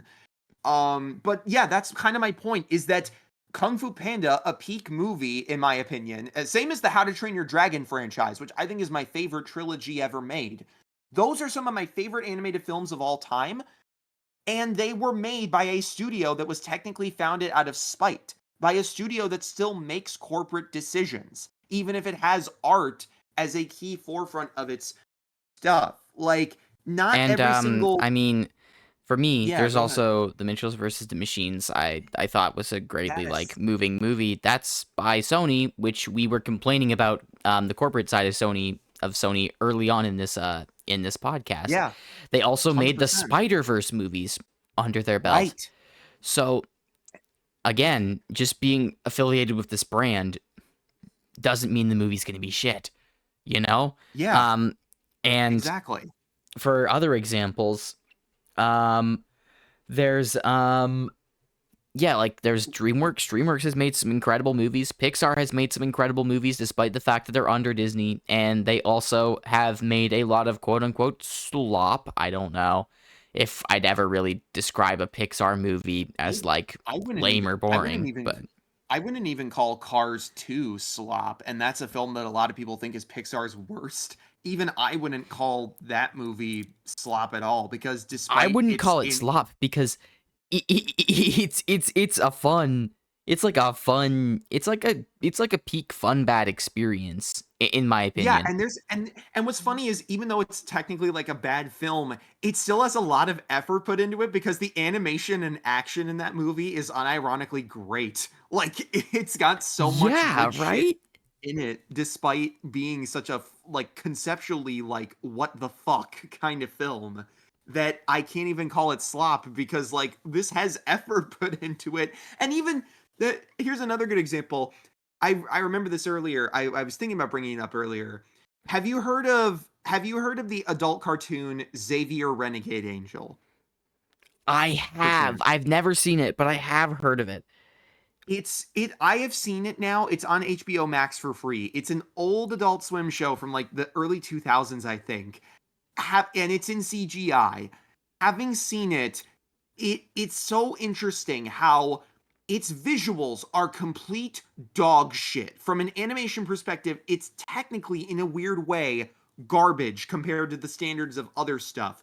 But because that's kind of the point, it works to its advantage, and the writing in that show is fucking hilarious. There are so many great bits from that show that have been turned into memes, because like, even though because the uncanny dog shit animation, that feels like an artistic choice, because it adds to the comedy of a bit. Like, there's a line in it where, I don't remember what episode this is, but there's a line where someone walks up to Xavier and she's like, "I lost my baby," and he's like, tragic. Or something. I'm trying to think. Tragic. I have children myself. Makes me feel good about being a good parent. You should try it sometime. Like, he doesn't even try to help the woman who's like, I lost my baby. He's just like, yeah, well, I'm better at you than this job. Like, there's so many great bits like that through the show. If you do yourself a favor at some point, to anybody watching this, or even just you, Noah, do yourself a favor and look up the Xavier Renegade. It's from like season 2, I think, or maybe, I don't know.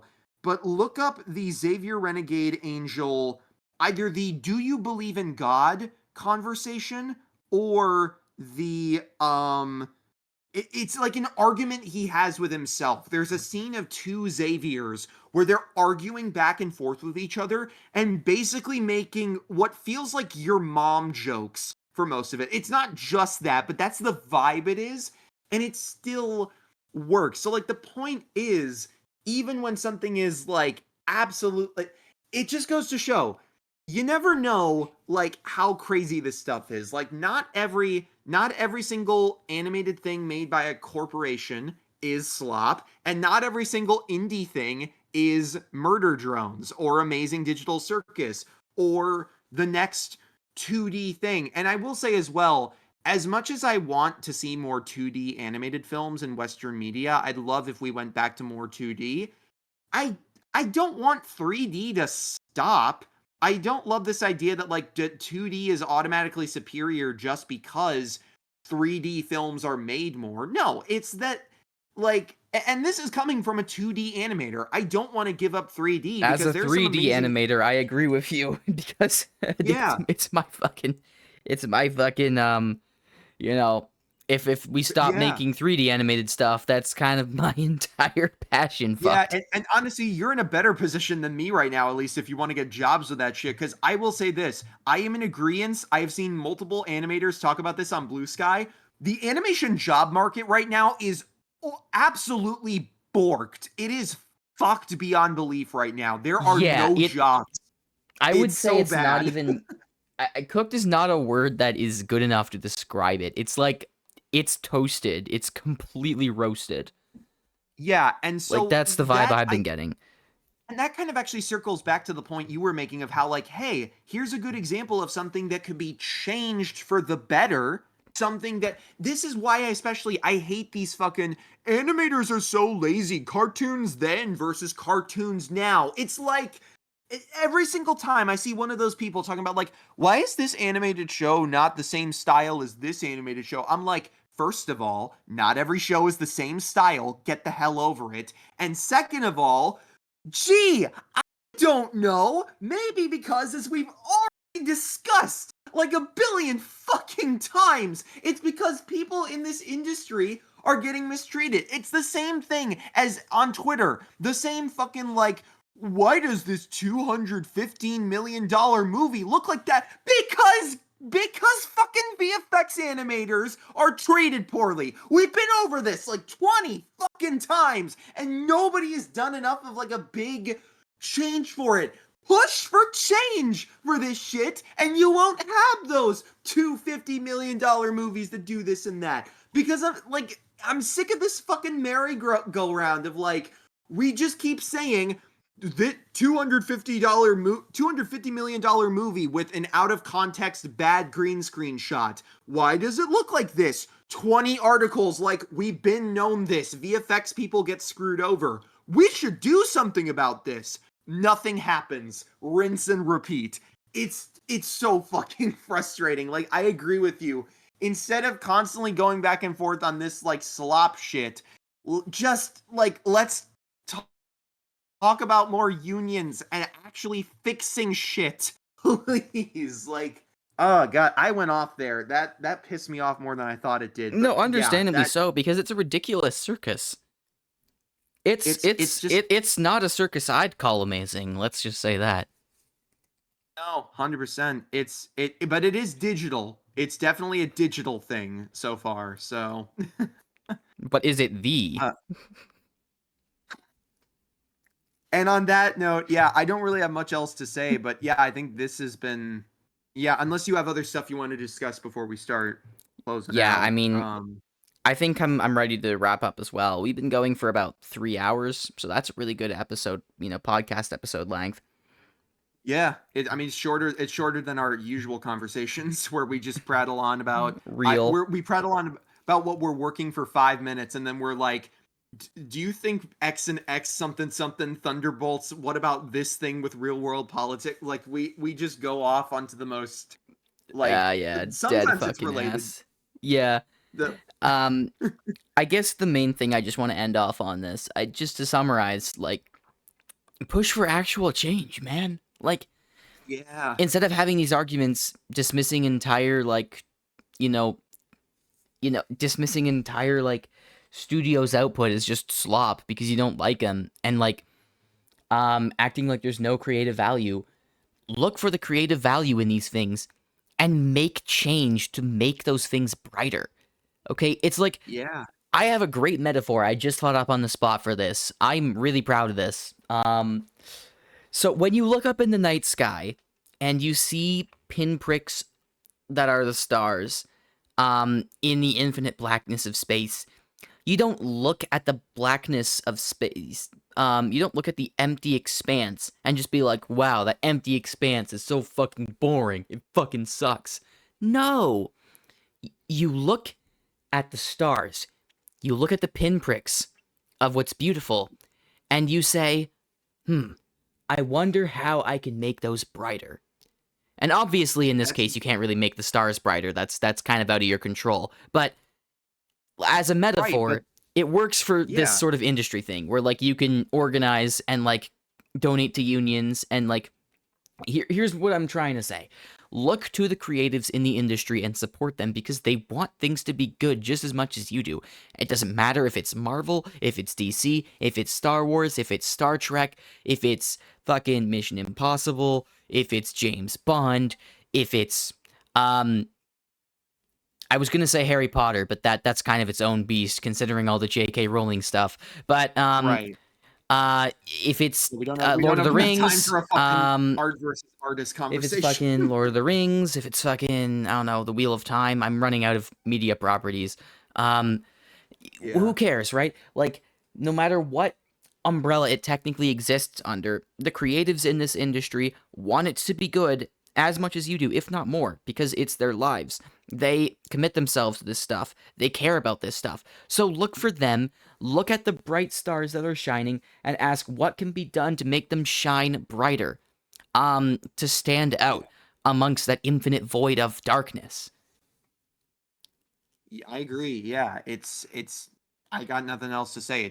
I'm basically in the same boat. Yeah, instead of constantly just doing the same merry-go-round, try to do shit that feels more productive. And honestly, I was just scrolling through like I remembered something, so I was going through like one of our conversations, and I remembered you linking me the Critical Drinker Thunderbolts video to talk about how ass it was. And so now I have sort of my own analogy to end on.